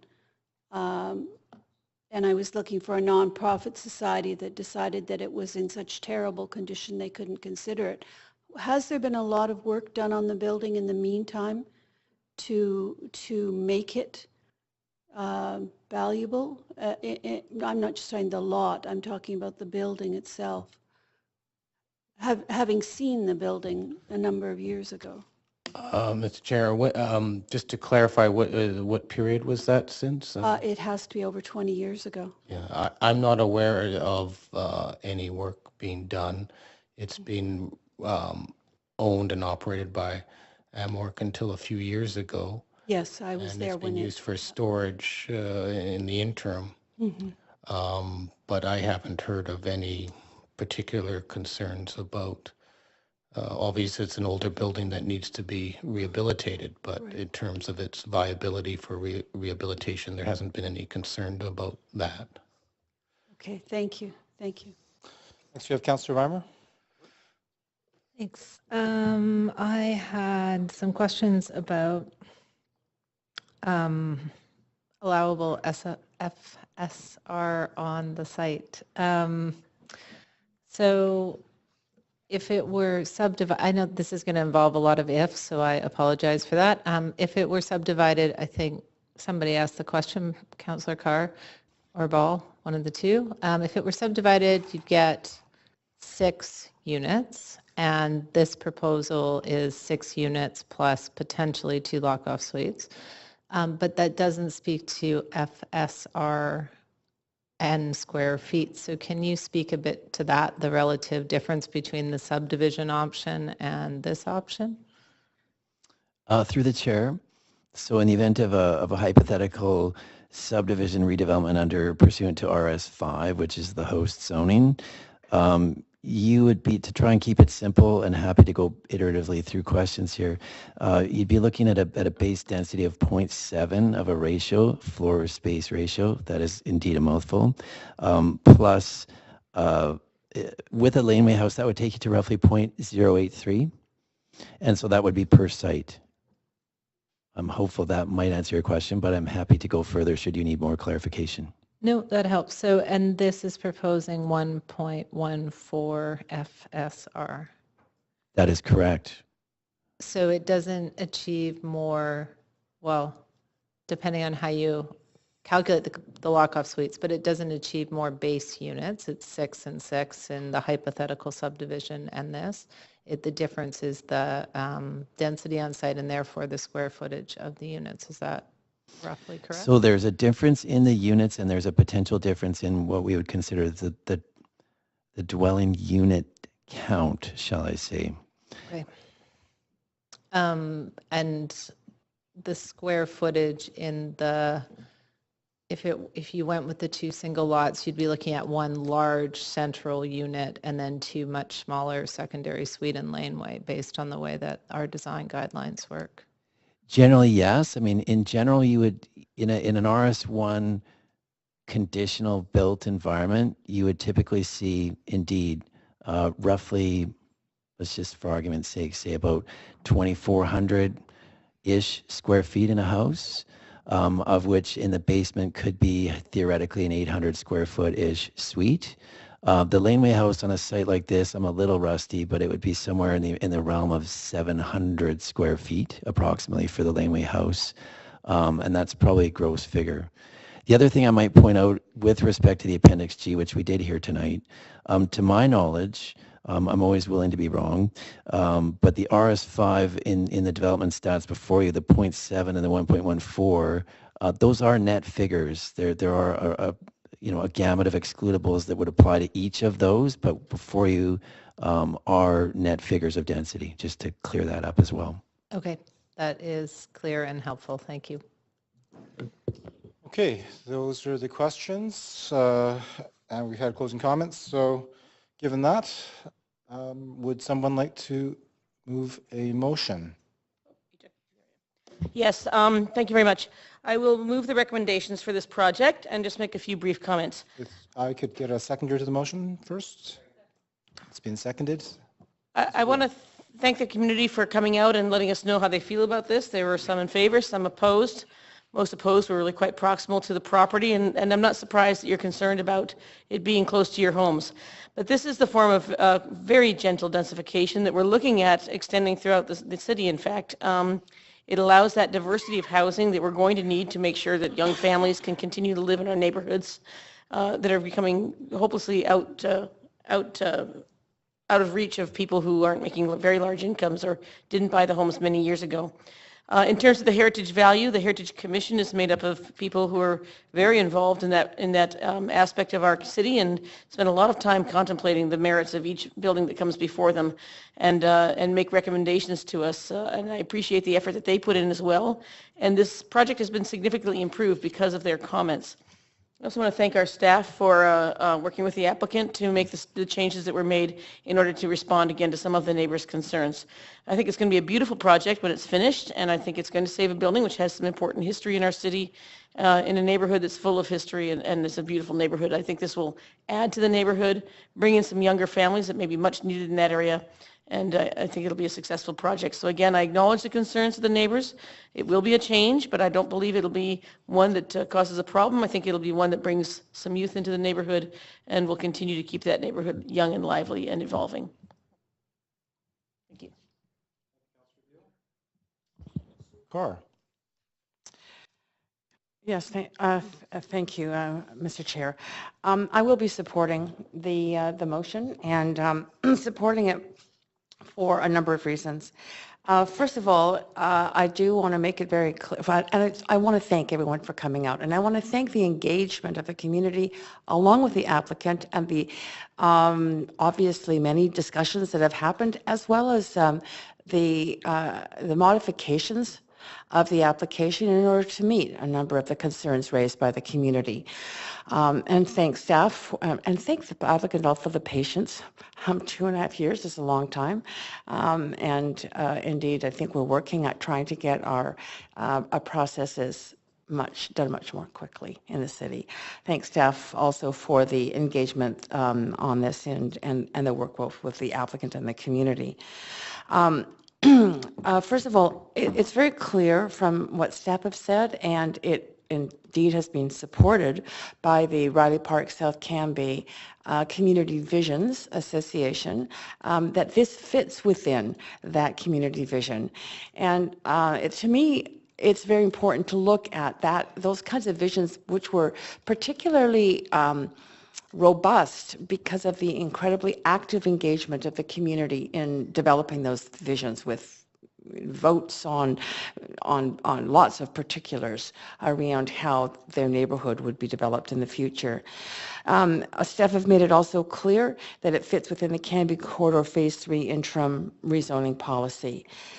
As far as the addition of potentially the addition of lock-off suites, it could be a possibility to add those in now, but we are undergoing some changes within the city that are looking, I think, at potentials around all of the RS zones in the future, and I encourage the community to get involved in that process. So I anticipate that within a fairly short period of time, a year or so, that we're going to be considering changes. So rather than make the specific change now, I think that should be the result of that community engaged process. I do have concerns around the building being closer to the west edge, and whether or not it should be moved, which would mean the loss of a healthy cedar tree. But note that in the conditions of approval, there are there's very strong language around the mitigating effects of putting in more landscaping. And I quote from that it's in asking for substantial landscape buffers. So I'm assuming that will make a difference. Certainly landscaping can not only be visually a great screen, but it can actually mitigate noise as well, depending on the choice of the landscaping elements. So I think that there may be some good mitigation in that process. So for those reasons, and then finally the heritage protection. I really value the heritage features within the city, and not all of them look great, and I have to be honest that I too, like one of our speakers, my husband and I bought our first home, and it was built as a tear-me-down in Kitsilano, and it was pretty ugly, but we did restore it, and it, you know, to me, was a wonderful process, and those individual and unique things within the city actually do give our city the character that I think in the end all of us love. And so sort of seeing the beauty, you know, in something that may not look beautiful right now, and retaining those materials rather than seeing them torn down and sent to the dump, well, hopefully recycled, but not all of them do, I think is really important at this phase and stage of our city's development. So with that, my support for the project. Next is Councillor Ball. Yes, thank you very much. I'd just like to speak to a few things. One of our speakers mentioned the importance of buildings that you can enter at ground level and how few there are in the city and how necessary they are, especially if you have a disability or for seniors who have trouble with stairs. And given that those buildings are so rare and few and far between, and yet so needed, and with the increase in seniors in our community, and a great deal of need has been expressed in many developments here. So I think that that is very important in this particular proposal. I am comforted, and I hope that the staff will be able to continue to work with the developer and the near neighbors to work on mitigation that could be creative and useful, that could make a major difference to the neighbors, because just where a walkway is placed or who you talk to, how you control a noise in the future, I think that that is something that is important that staff can address. And having heard that from staff, I will be supporting this particular proposal. And another thing I want to mention is the design. I appreciate that the design echoes the peaked roofs that are throughout the neighborhood, and indeed the finishings that are in the neighborhood, the outdoor finish. And I think that it will probably be a very popular project in the neighborhood once it is done, if it is done with the sensitivity that I presume it's going to be done with. Thank you. Next is Councillor Reimer. Yeah, I had some brief comments to thank the speakers for coming. It's a very complex site. I don't live in the neighborhood, but have quite a few friends that live in the neighborhood, so walk by it many, many, many times. Had no idea what was going on there until this project, until the application started and there was more public information available about it.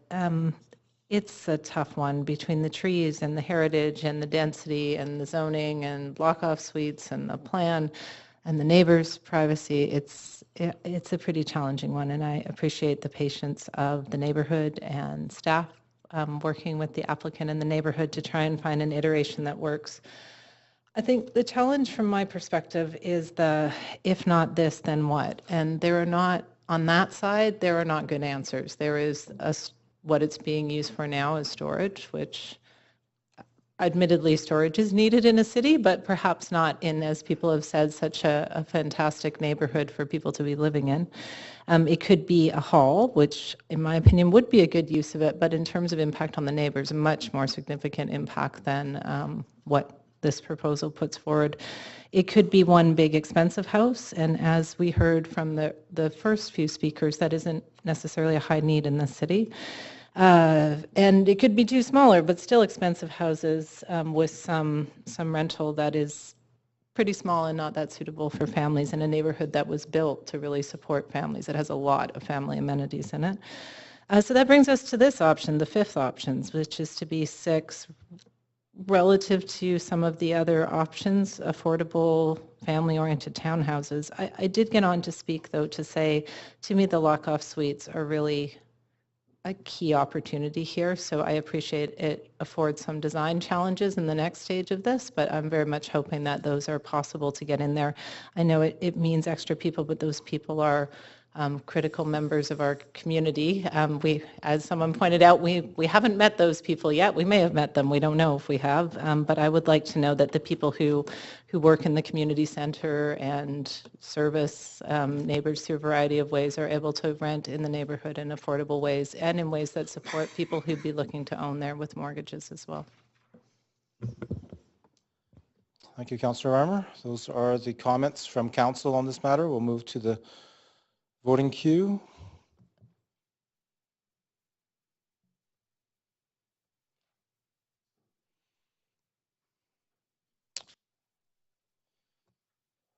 The votes are in. All in favor? Thank you. That concludes the item number 8. Next item is item number 9, has a heritage designation for 2733 Franklin Street, Ross Residence. Madam Clerk, will you now read the application and summary of correspondence received?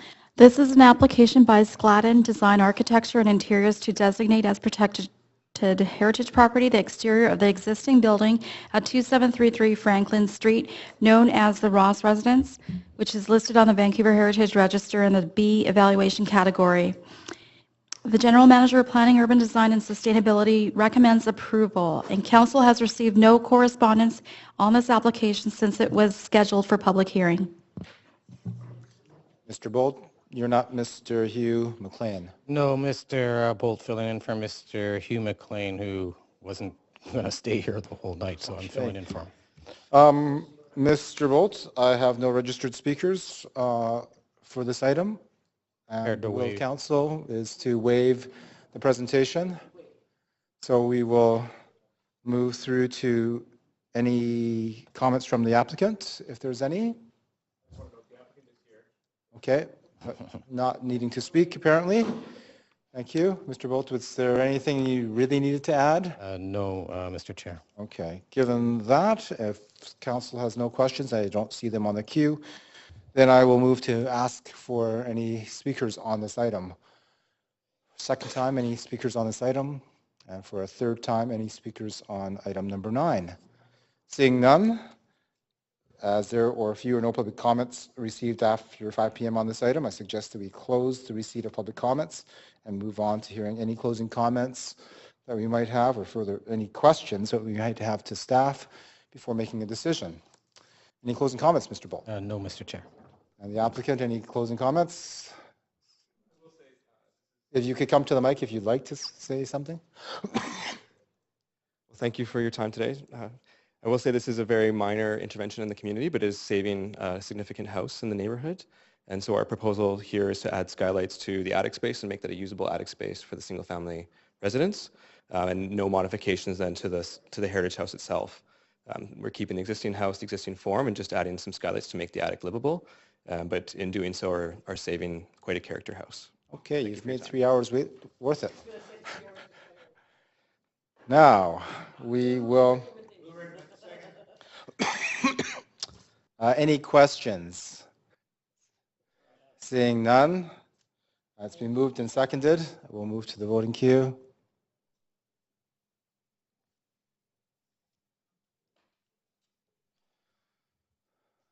That was fast. Everybody's in. All in favor? That is the end of the items. So now, given that we've concluded all the items, I need a motion to adjourn. Moved and seconded. All in favor? Any opposed? That's carried. Thank you. That concludes the public hearing.